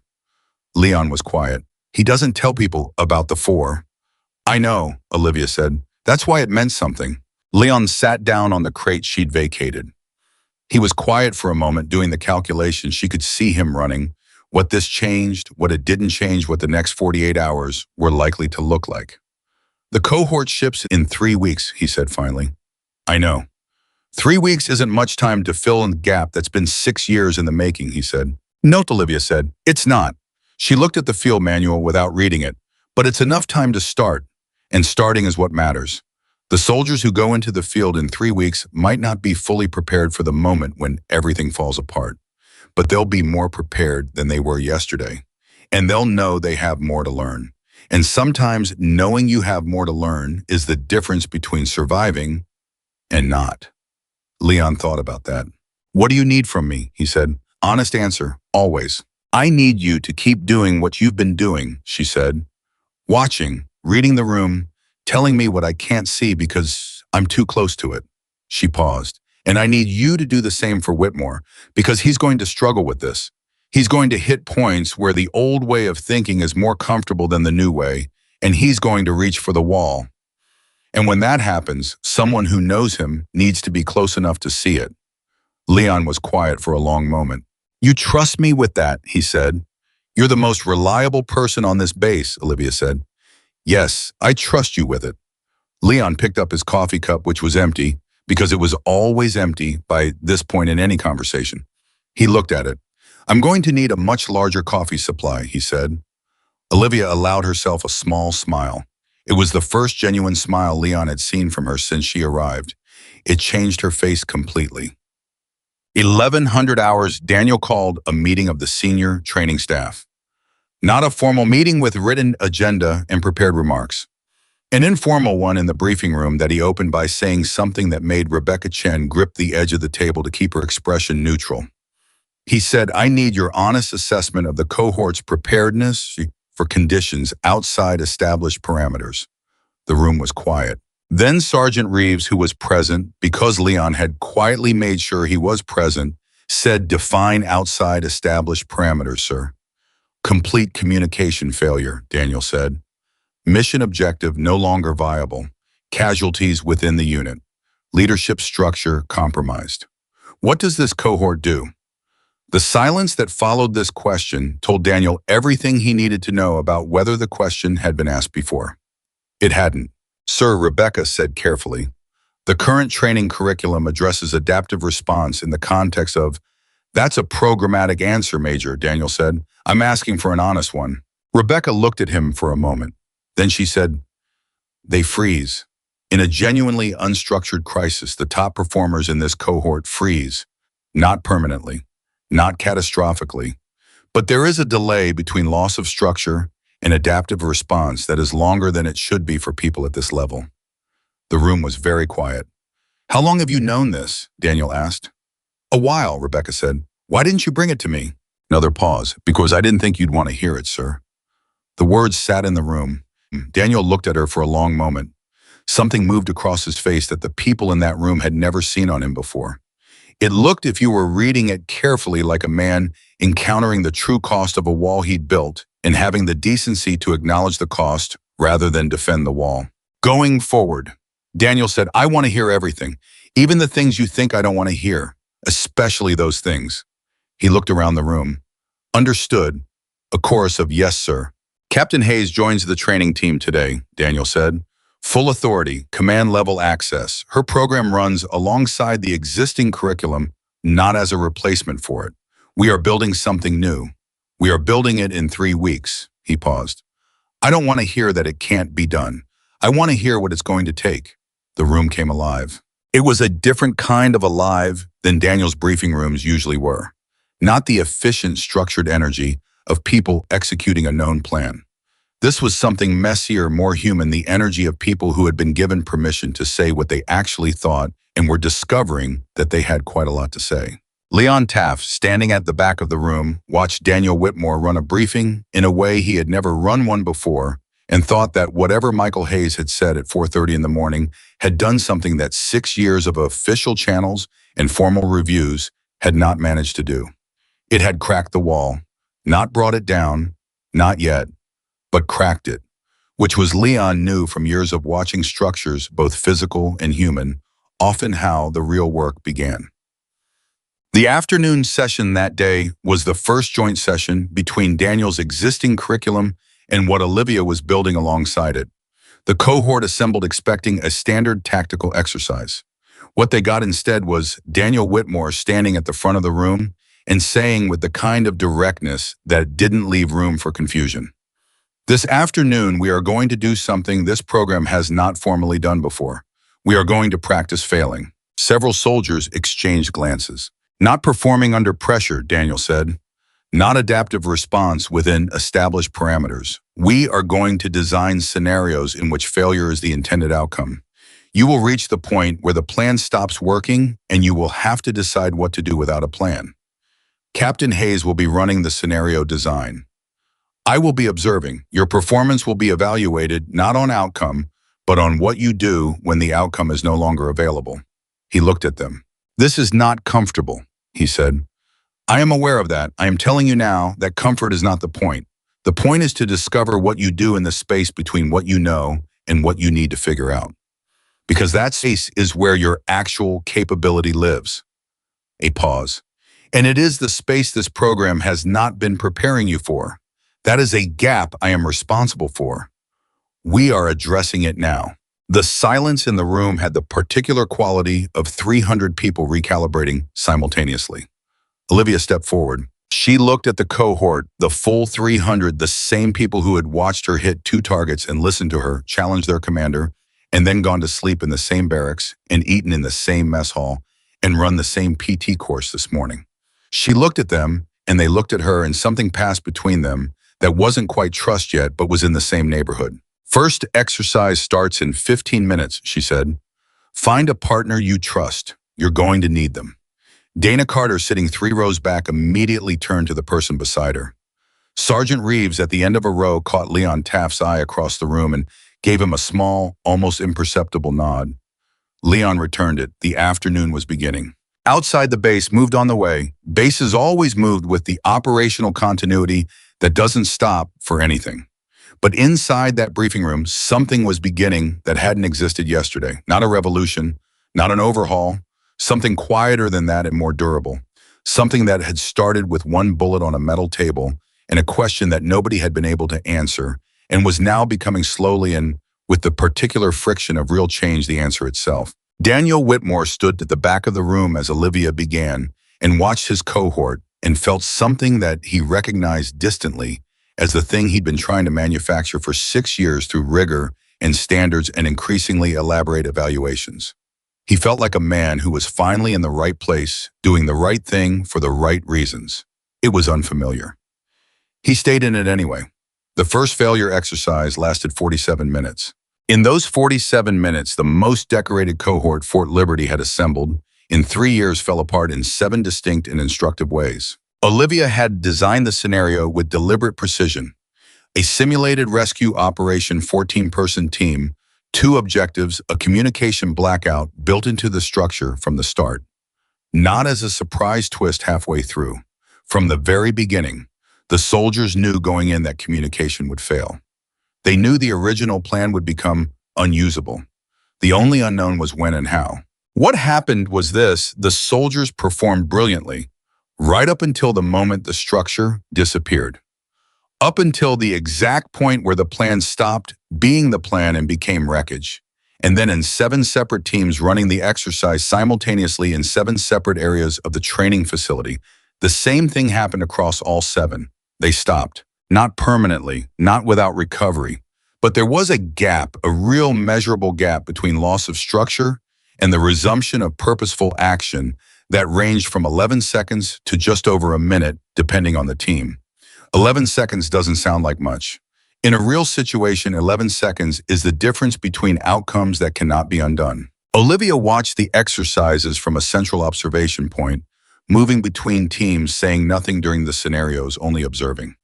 Daniel stood 20 feet to her right, doing the same thing, and the expression on his face was the expression of a man watching something he had known intellectually was true, become something he was seeing with his own eyes, which is a different and considerably more uncomfortable category of knowledge.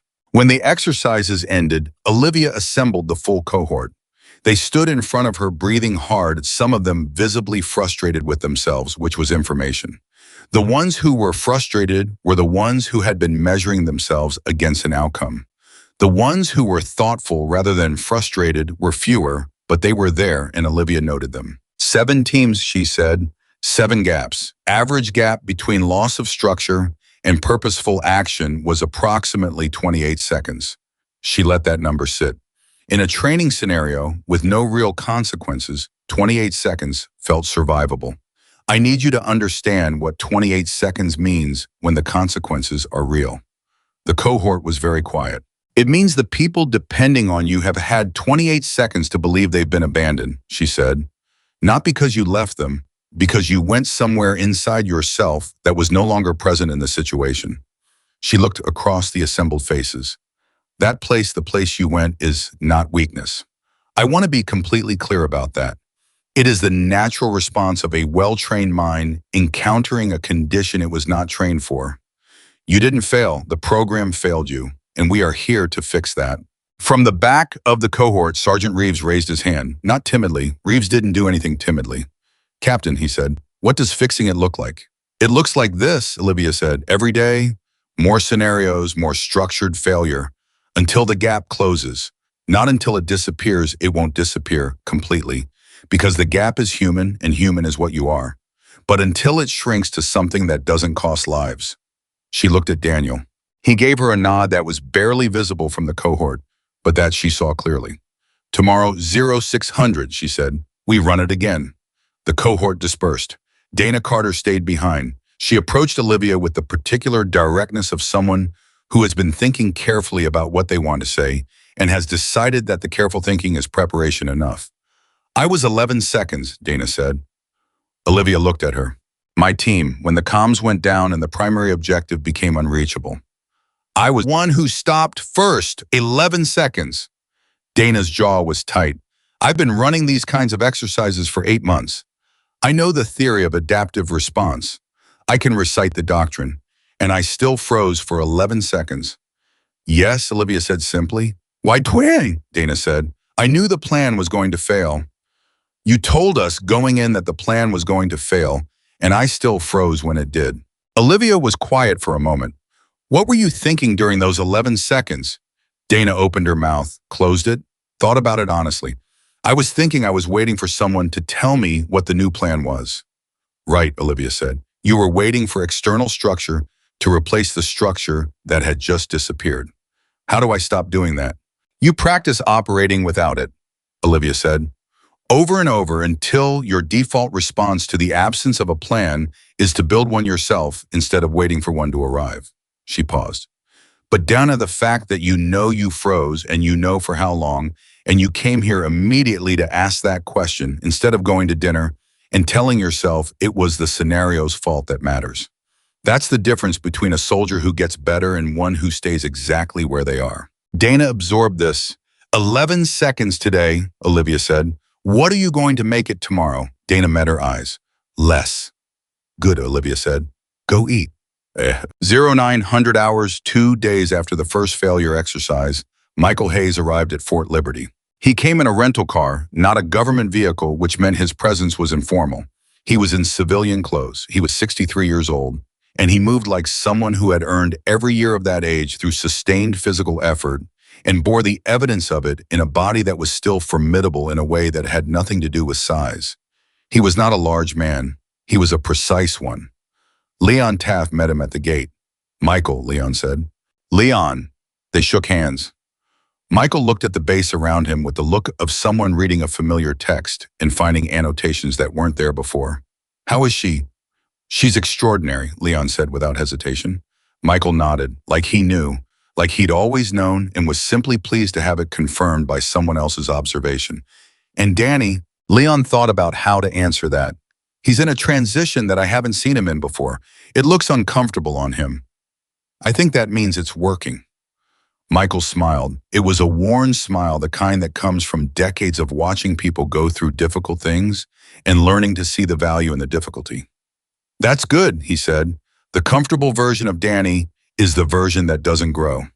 He picked up the bag he'd set down to shake Leon's hand. Take me to them. They found Daniel and Olivia together, which 3 days ago would have been a sentence that belonged in the category of things that weren't going to happen. They were in the main briefing room with Rebecca Chen and Sergeant Reeves running through the exercise data from the last 2 sessions, and the dynamic in the room was so different from anything Leon had seen in 12 years at Fort Liberty that he had to pause in the doorway for a moment just to confirm he was reading it correctly. They were arguing, not in the way that Daniel and Olivia had argued at the range 2 days ago, with the adversarial geometry of 2 people occupying opposing positions and neither willing to move. They were arguing the way people argue when they are trying to build something together and have a genuine disagreement about one of the materials. Daniel was saying that the gap data from the last 2 exercises suggested the problem was cognitive rather than emotional, a training deficit that could be addressed through deliberate practice under specific conditions. Olivia was saying that the cognitive and emotional components were not separable in the way Daniel was framing them, and that treating the gap as a cognitive problem would produce cognitive solutions that didn't hold up under genuine emotional pressure. Rebecca was taking notes. Reeves was listening with his arms crossed and the look of a person who has opinions and is waiting to be invited to share them. Michael stopped in the doorway beside Leon and watched for a moment. Then he said, "That's progress." Daniel looked up and saw him. Something happened on Daniel's face that Leon had not seen before and didn't have an immediate name for. It was not the controlled expression Daniel usually deployed when encountering something he hadn't expected. It was more unguarded than that, more personal. "Michael," Daniel said. He stood up. They crossed the room to each other and shook hands in the way that people shake hands when the handshake is carrying more than a handshake can technically hold. Olivia watched this from her chair, and her expression was complex in a way that Leon filed away for later consideration. "You didn't tell me you were coming," Olivia said to Michael. "You didn't ask," Michael said. He pulled a chair around and sat down across from her. "I heard you've been busy." "We have," she said. "Tell me about the exercises," she told him. Daniel added to it. The conversation that developed around that table in the next 40 minutes was the most productive professional discussion Leon Taft had been in the room for in years. It had the quality of ideas genuinely in motion, people, building on what the person before them had said rather than waiting for the space to say their own preformed thing. It had the quality Leon thought of a team. He had not thought of the training staff at Fort Liberty as a team in a very long time. As a hierarchy, yes. As a program, certainly. But this was something different. This was people with genuinely different frameworks and genuinely different histories trying to solve a problem none of them could solve individually. He thought Olivia did this in 3 days. Then he thought, no. She opened the door. They walked through it themselves. The distinction mattered. Michael, halfway through the meeting, said, "Danny, walk me through your thinking on the cognitive framework." Daniel walked through it. He was precise and organized as he always was, and as he laid out the argument, Olivia listened with the focused attention of someone genuinely engaging with a position rather than waiting for it to finish. When Daniel finished, Olivia said, "The framework is right. The application is the problem." "Explain," Daniel said. No defensiveness, just the word. 3 days ago, that word would have been a wall. Now it was a door. Cognitive practice under low emotional load conditions builds a skill that exists in low emotional load conditions, Olivia said. The gap doesn't appear when the emotional load is low. The gap appears when the emotional load is maximum. If we train the cognitive response in low load conditions, we've built a tool that's unavailable exactly when it's most needed. Daniel was quiet. "So the practice has to happen under emotional load," Reeves said. "Not a question, working it out." "Yes," Olivia said, "which means the scenarios have to create genuine emotional pressure, not just cognitive complexity. The soldiers have to actually feel the weight of the situation, not just process it intellectually." How do you create genuine emotional pressure in a training environment without crossing ethical lines? Daniel asked. That, Michael said, is the right question. He looked at Olivia. She looked back at him. Something passed between them, the specific communication of people who have worked through hard things together and developed a shorthand for the things that are difficult to put into words. You tell them the truth, Olivia said. The room waited. You tell them exactly what the stakes are, she said. Not the simulated stakes, the real ones. You tell them that the skills they are building in this room are the skills that will determine whether the people next to them in the field come home. You don't manufacture emotional weight. You remove the insulation that's been keeping them from feeling the real weight that was always there. The room was very quiet. Daniel sat with that for a long moment. That's a significant thing to put on a soldier 3 weeks before a live operation, he said. Yes, Olivia said, it is. It could destabilize performance. It could, Olivia said, or it could be the thing that makes the performance real instead of practiced. She looked at him. The soldiers in this cohort are 3 weeks from a situation where the weight is going to be present whether they've been told about it or not. The question is whether they encounter it for the first time in the field or whether they've already stood under it here and know they can carry it. Michael nodded. Daniel looked at the table for a moment. Then he looked up. Do it, he said. The session that followed the next morning was unlike any session the Fort Liberty training program had run in its 12-year history. Olivia stood in front of the cohort and she told them the truth. Not a briefing, not a prepared statement. She told them the specific, unvarnished, uncomfortable truth about what they were being sent to do and what it was going to require of them in the moments that doctrine and training and preparation could not reach. She told them that they were going to face moments where everything they knew how to do stopped being sufficient. She told them that in those moments, the only thing between an outcome that was survivable and one that wasn't was the thing they were building right now, the capacity to keep functioning after the structure disappeared, to stay present in the chaos, to make a decision when no decision was clearly right, and all of them carried consequences. She told them that this was the hardest thing a human being could be asked to do. And she told them she knew because she had been asked to do it. She did not tell them the specific details of the mountains. The classification existed and she honored it. But she told them enough. She told them what it felt like to watch a plan disintegrate in real time, to have trained soldiers freeze around her, to have a young man look at her with absolute trust and ask her a question she couldn't answer honestly, and to answer it anyway because the alternative was something she couldn't do. She told them she had frozen too. The room was completely still. For 9 seconds, she said, on a mountain with 7 people who needed me to not freeze, I froze for 9 seconds. She looked at the faces in front of her. And then I moved, because the alternative was not moving, and the alternative was not acceptable. Dana Carter in the 3rd row was not crying. She was something more intense than crying. She was the expression of a person who has just heard something that reorganized an important piece of how they understood the world.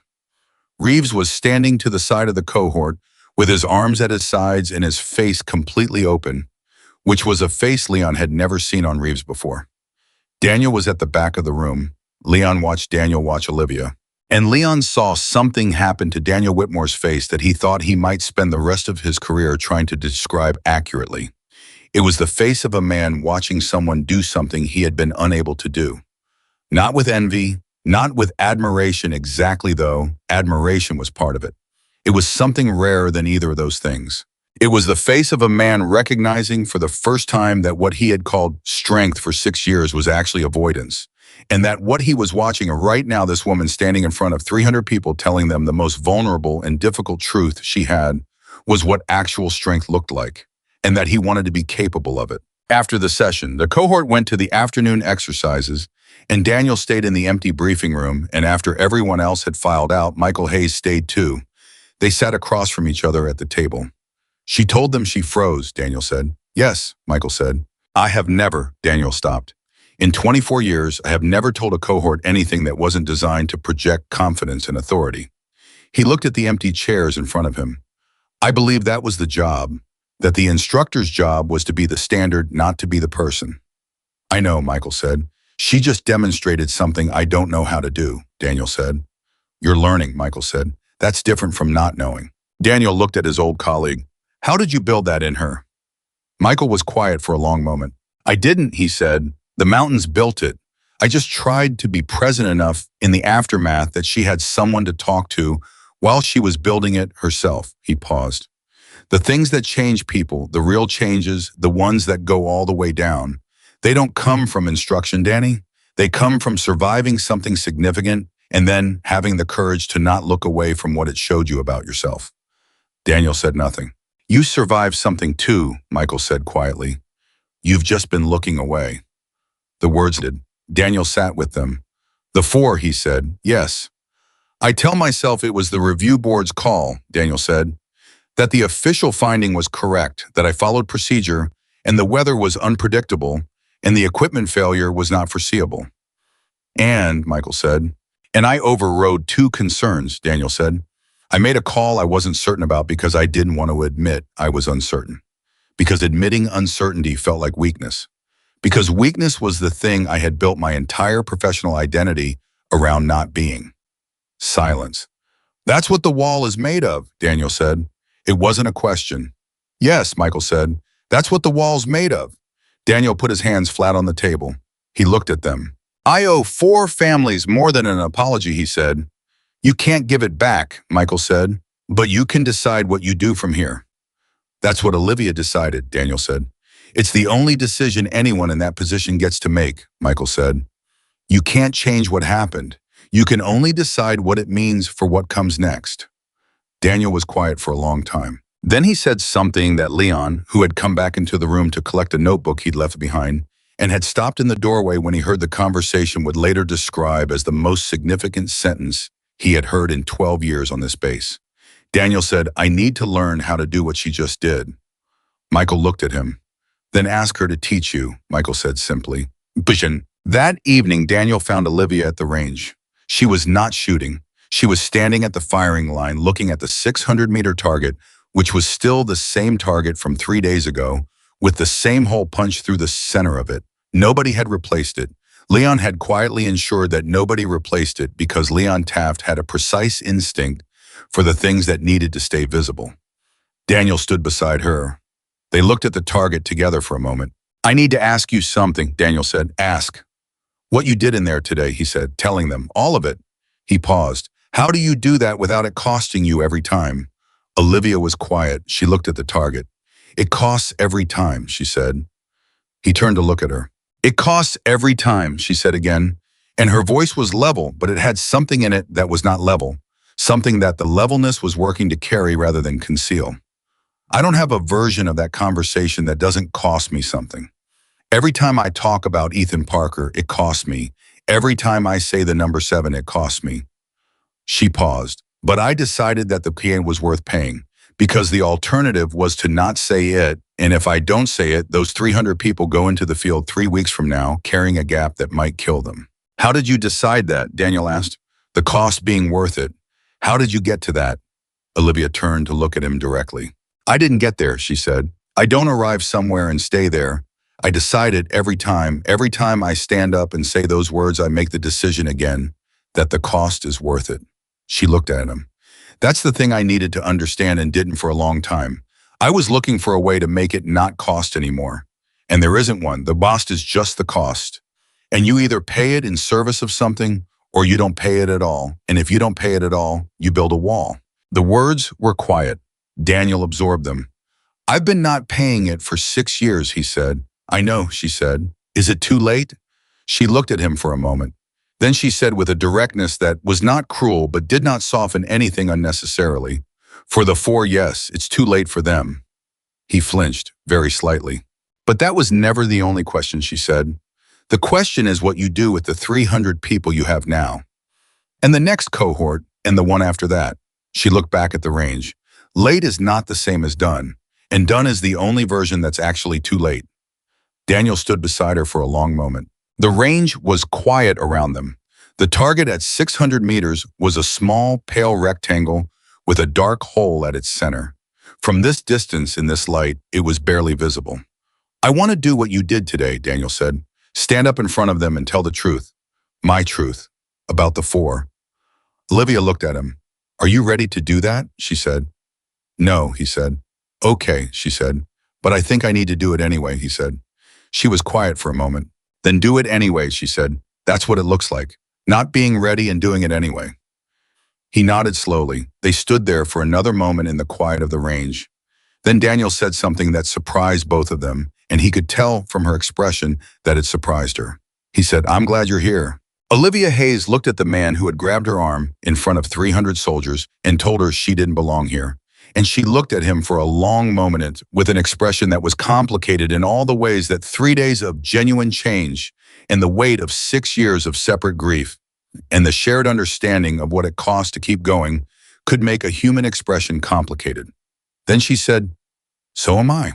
And she meant it without reservation. Which was Leon Taft thought from his position 15 feet away, where he had been standing silently for the last 4 minutes, because leaving would have required walking through their line of sight. Perhaps the most extraordinary thing he had witnessed in the extraordinary 3 days this had been.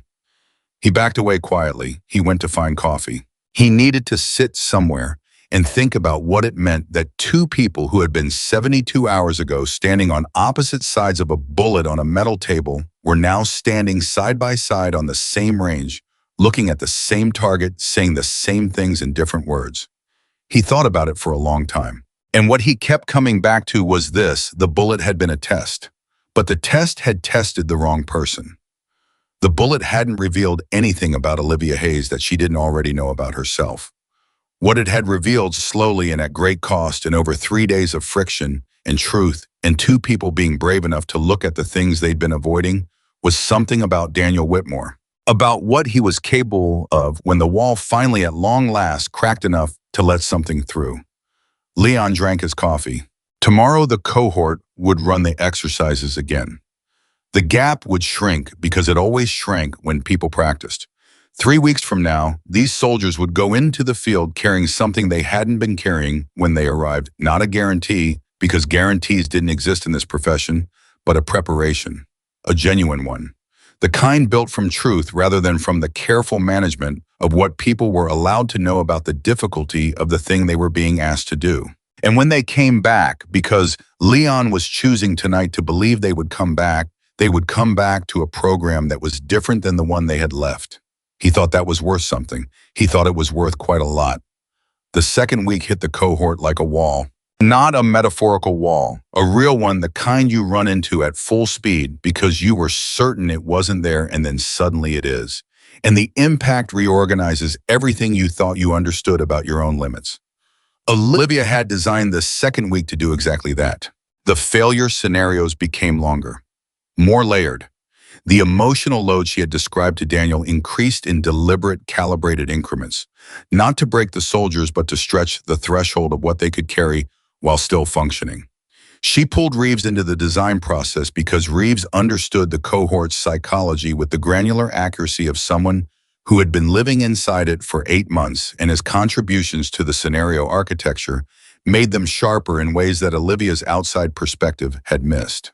Daniel watched all of it. He did not interfere. He had made a decision, a real one, not a managed one, to observe before acting, which was a reversal of the posture he had maintained for 12 years. It felt in the first few days like standing on a moving surface, like the ground itself had a different texture than the ground he was used to, but he stayed on it.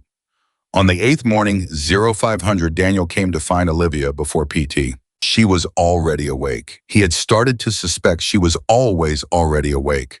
That sleep for her was something that happened in the margins of a mind that never fully stopped, and that the stillness she projected was not the stillness of someone at rest, but the stillness of someone whose activity had gone inward. He knocked on the open door of the small planning room she had claimed as her workspace. She looked up. "I'm ready," he said. She studied his face for a moment.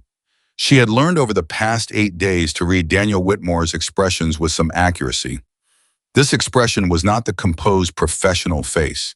It was something underneath that, raw in the specific way of something that has been uncovered rather than created. "Today," she said. "Today," he said. She nodded once. "After the morning exercise, I'll give you the floor." He nodded and left. Olivia sat for a moment after he left. She thought about what it had taken for him to come through that door.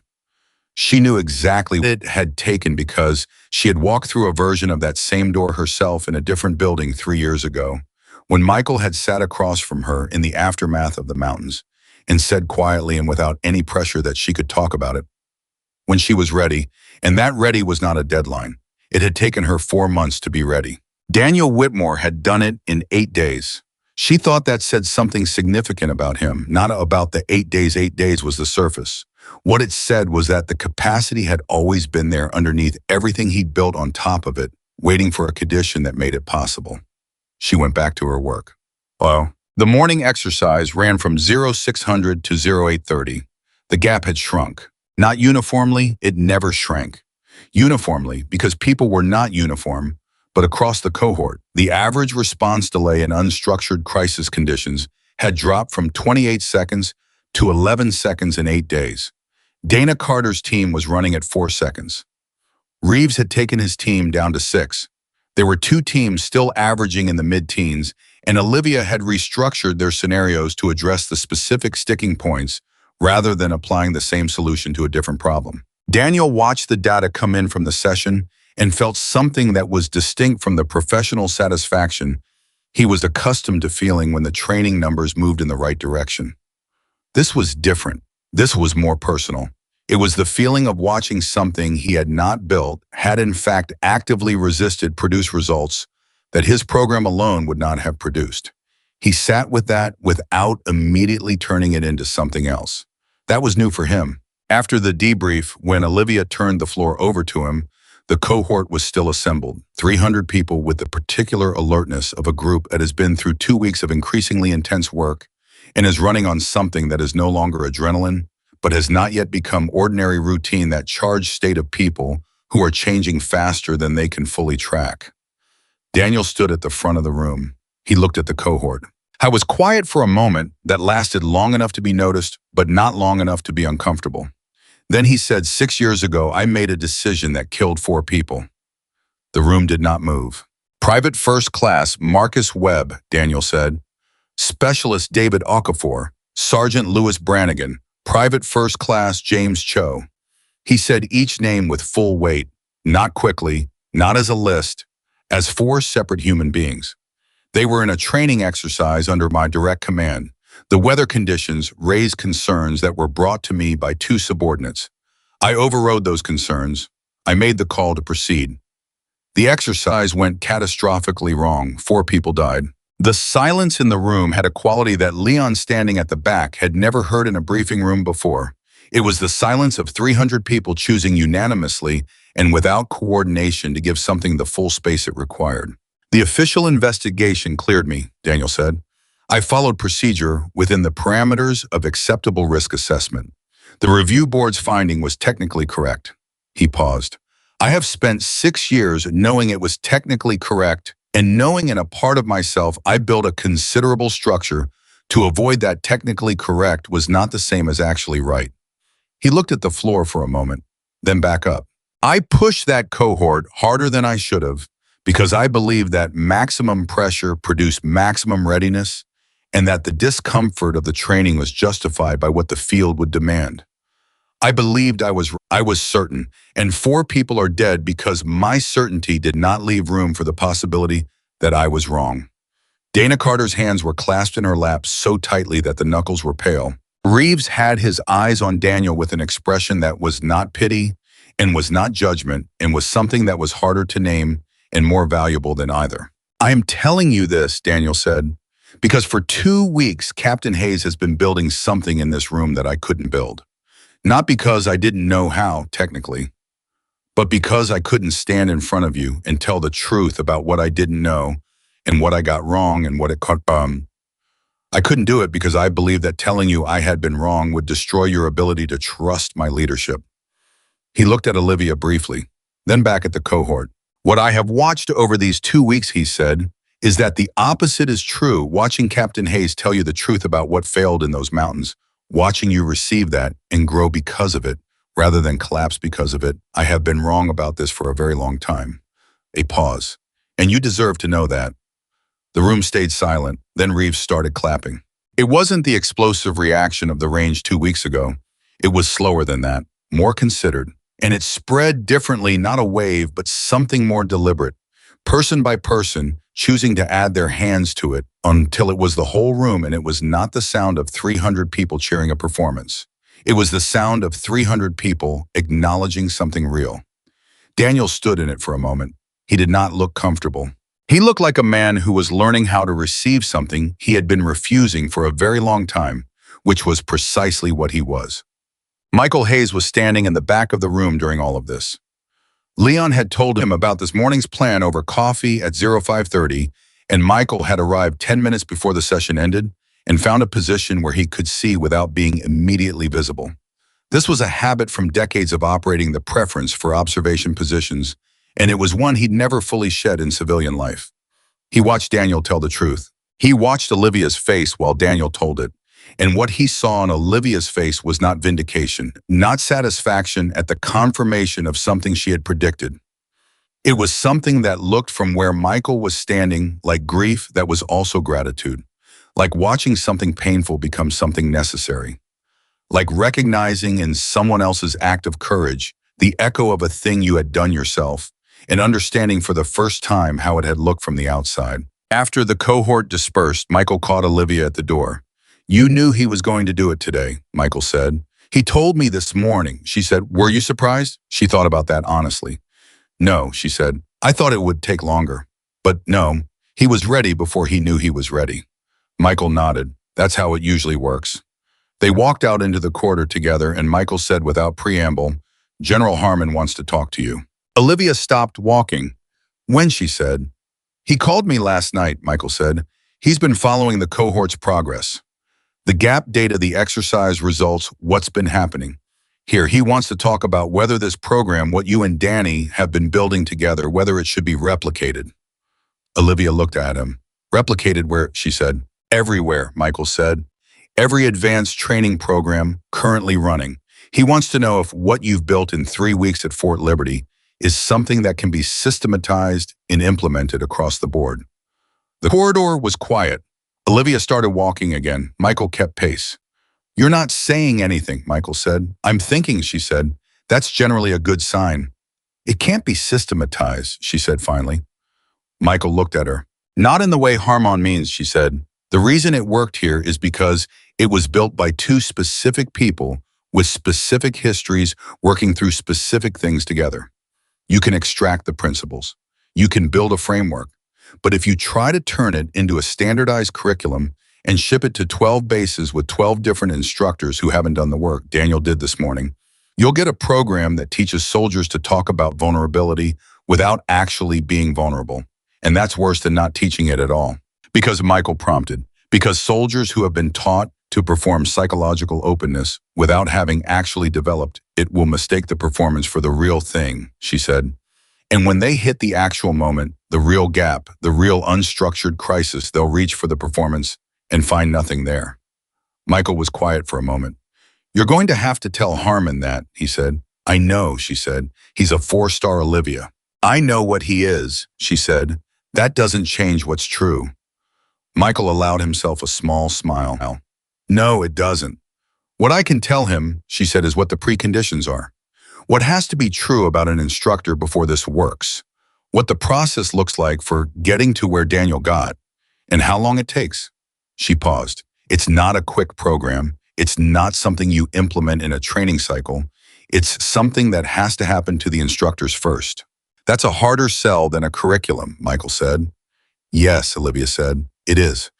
The call with General Harmon happened at 1400 hours in the secure conference room.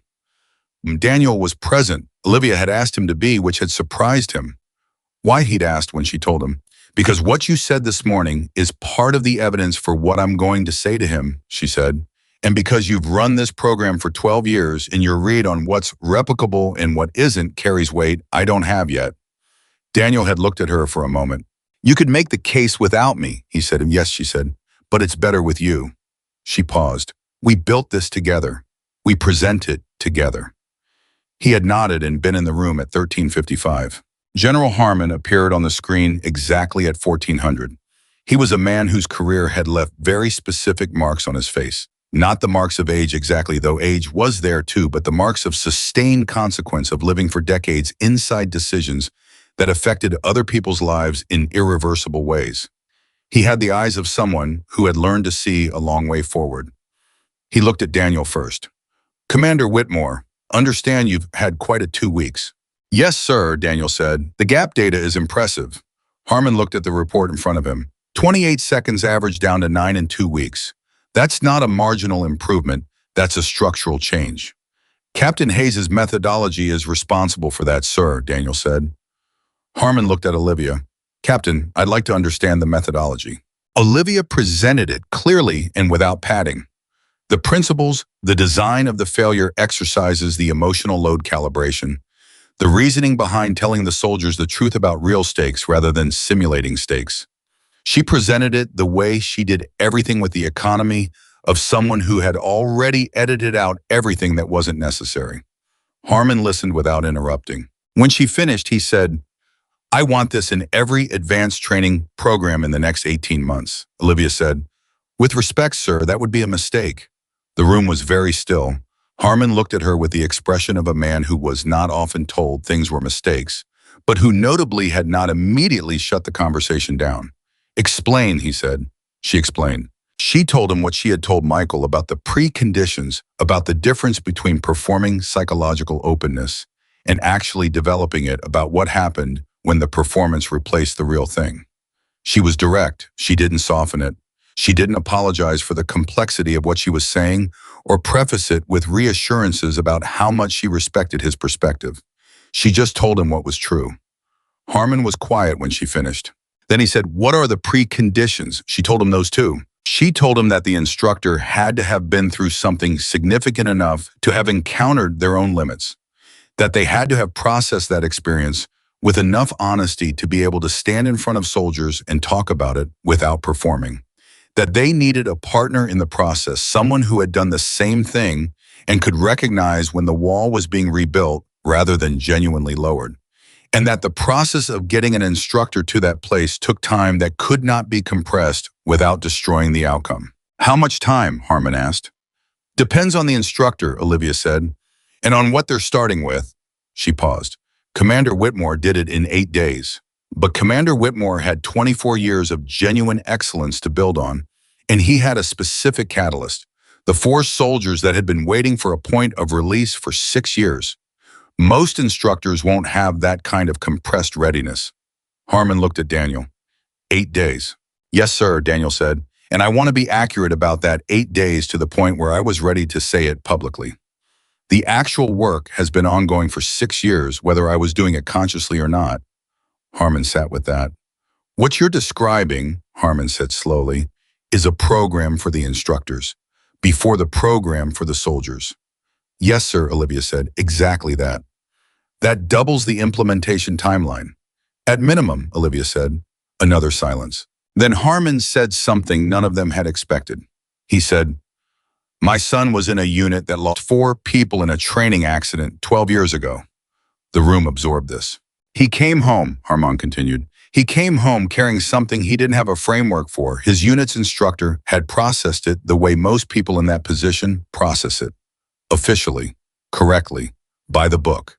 Nobody talked about what it cost. Nobody talked about the gap between what happened and what could have been done differently.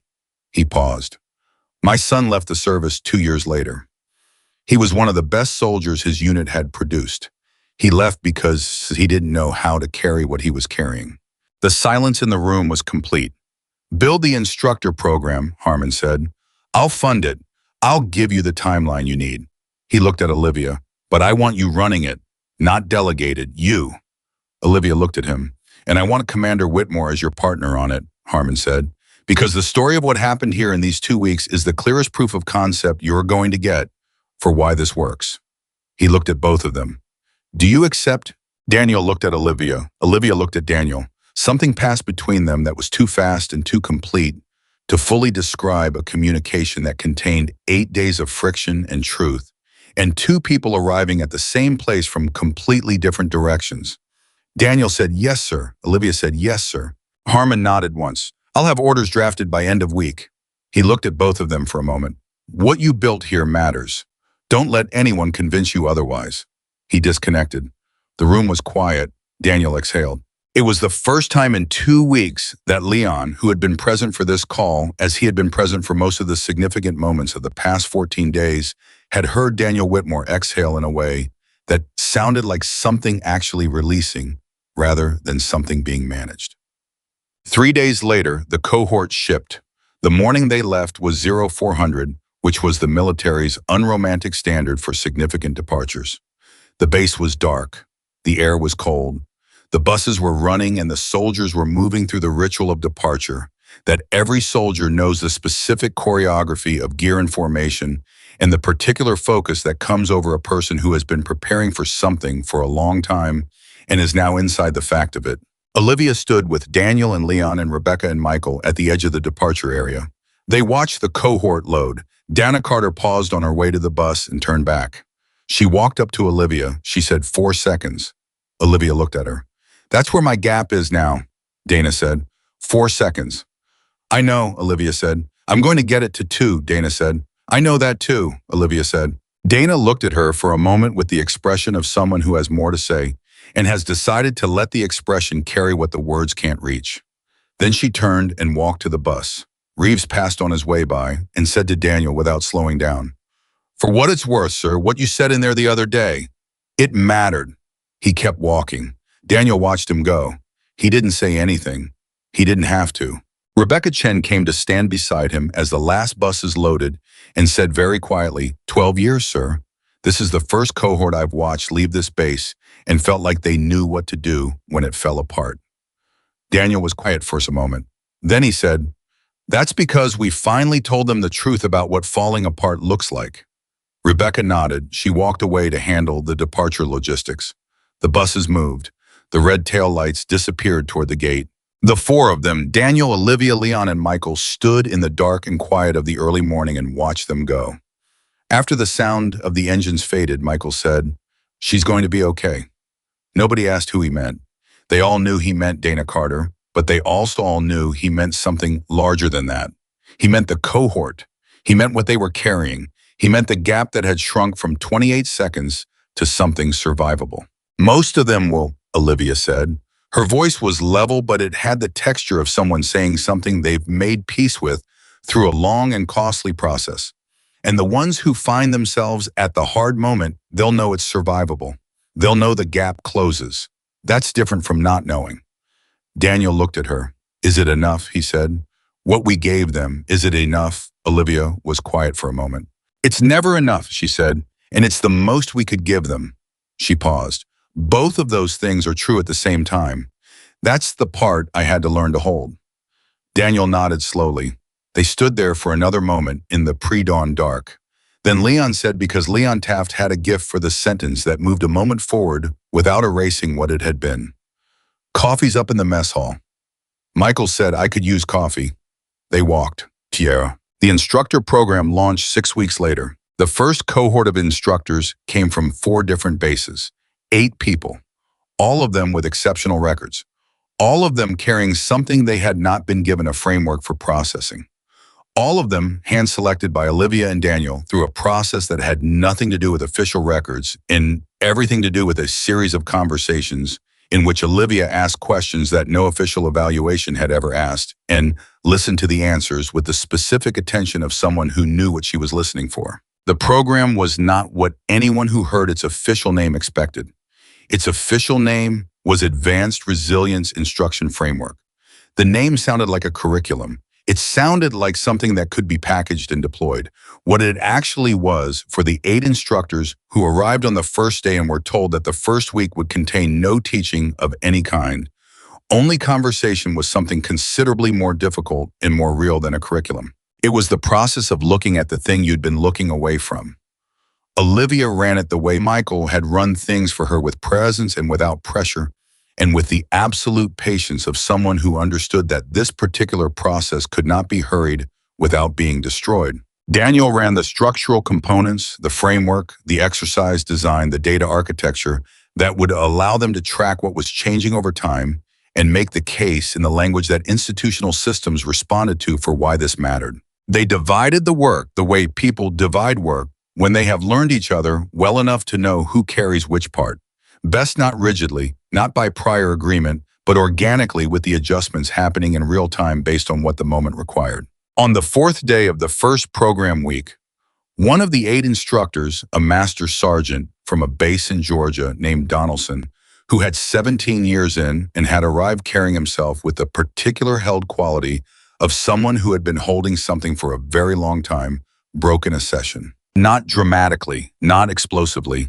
He simply stopped talking in the middle of a sentence about a training exercise from 4 years ago, and his face did something and the room went very still. And after a moment, he said in a voice that was different from the voice he had been using for 4 days, "I never told them I was sorry." Olivia said, "Tell me who they are." He told her. The room held it. Olivia held it with him for as long as it needed to be held. Then she said, what you just did right now is the beginning of what your soldiers need from you." Donaldson looked at her.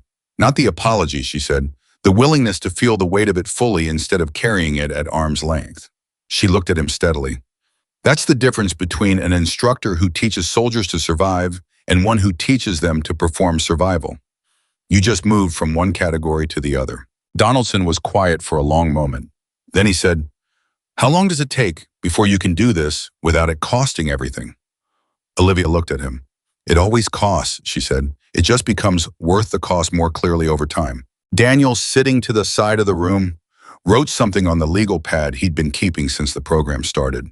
He had filled 31 pages in 4 days, which was not the behavior of a man taking notes. It was the behavior of a man in the process of rewriting something fundamental about how he understood his own profession. He wrote, "The cost is not the problem. The refusal to pay it is." He looked at it. I thought it was the truest thing he'd written in 30 years of keeping notes.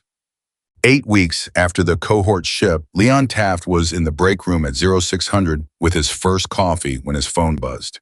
It was a message from Sergeant Reeves. The message said all present, minimal losses. Carter's team held the line at a critical moment when comms went down and the primary objective became unreachable. Gap was reportedly 3 seconds. Thought you should know. Leon read it twice. He set down his coffee. He walked to Daniel's office and knocked. Daniel said, "Come in." Leon opened the door and handed him the phone without saying anything. Daniel read the message. He read it again. Then he set the phone down on the desk carefully, the way you set something down when you're aware that what you're actually doing is giving yourself a moment before you have to respond. His jaw was tight. His eyes were doing something that Leon was going to give him the privacy of not describing. After a moment, Daniel said, 3 seconds. 3 seconds, Leon confirmed. Daniel looked at the desk. Then he said, "Get Olivia." Leon went to get Olivia. He found her in the planning room, already working as he had known he would. He handed her the phone. She read the message. Her face did what Daniel's had done, and Leon gave her the same privacy. She handed the phone back. She looked at the wall in front of her for a moment. Then she said, "Ethan." She said it quietly to herself more than to Leon. Leon understood. She was telling Ethan Parker something.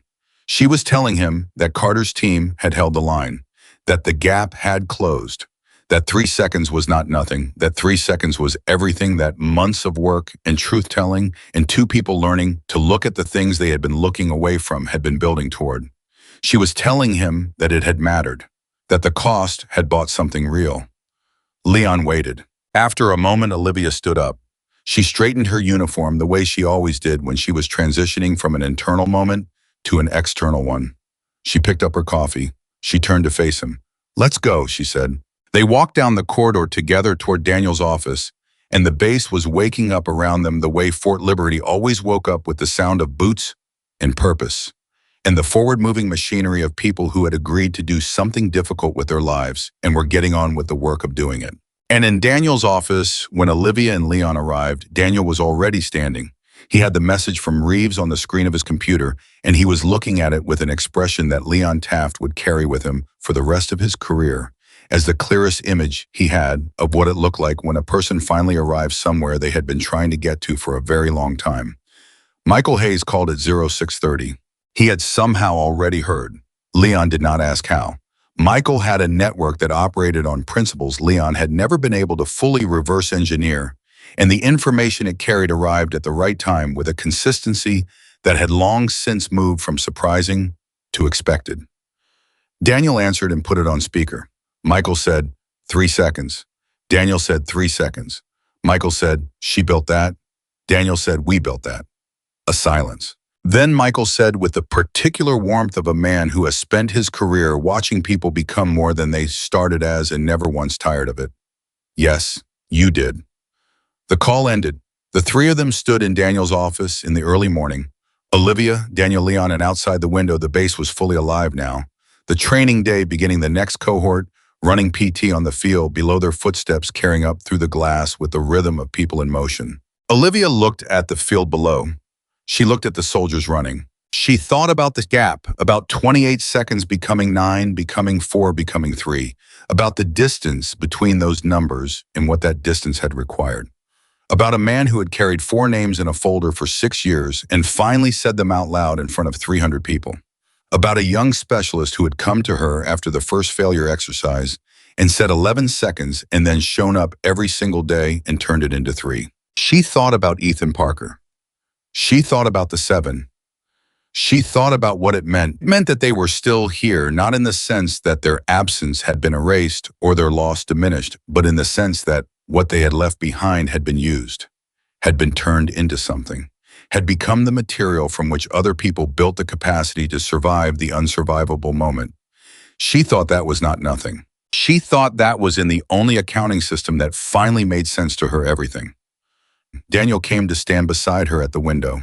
They stood side by side the way they had stood at the range that first night, looking at the 600-meter target in the dark, except that what they were looking at now was not a target, but a field full of soldiers running in the early morning, soldiers who were going to leave this base and go into places where the gap between structure and chaos was the difference between coming home and not, and who were more ready for that gap than they had been before. That bullet, Daniel said. Olivia looked at him. The one I put on the table the first morning, he said. I thought I was testing you with it. I know, she said. It tested me, he said. She looked at the field below. That's what tests do, she said, when they're real ones. Daniel was quiet for a moment. Then he said, thank you for not leaving when I gave you every reason to. Olivia watched the soldiers running. She thought about all the people who had given her every reason to leave over the past 3 years and about the decision she had made each time, which was not a heroic decision in the moment, but a practical one, rooted in the understanding that leaving was always available and therefore not the interesting choice. The interesting choice was always what came after you stayed. The soldiers needed someone to stay, she said simply. It was true. It was also not the whole truth, but the whole truth lived in the part of her that still talked to Ethan Parker at 6:30 in the morning and understood that some things didn't need to be said out loud to be real. Leon Taft picked up his coffee cup, which was empty because it was always empty by the time things arrived at their true meaning. He looked at the two of them standing at the window. I thought about a bullet on a metal table. He thought about a woman who picked it up without flinching and told a man to choose his target. He thought about what it had cost both of them to get from that moment to this one and what had been built in the space between and who the building had been for. He thought it had been for the soldiers running below, and he thought it had also been for Daniel Whitmore and Olivia Hayes themselves, whether either of them would say so directly. And he thought it had been in some way that he didn't have exact language for, but felt with the certainty of something known, rather than reason for Marcus Webb and David Okafor and Louis Brannigan and James Cho, and for the 7 on the mountain, and for Ethan Parker, and for every soldier who had ever stood at the edge of the unsurvivable moment and needed someone to have built something on the other side of it worth surviving toward. A single bullet can prove skill, but it took everything they had, all the pain, all the honesty, all the walls that had to come down before anything real could be built, to prove what a person was truly made of. And what Olivia Hayes and Daniel Whitmore were made of was this: they had broken both of them in the ways that mattered, and they had chosen every day, at every cost, to stand up anyway.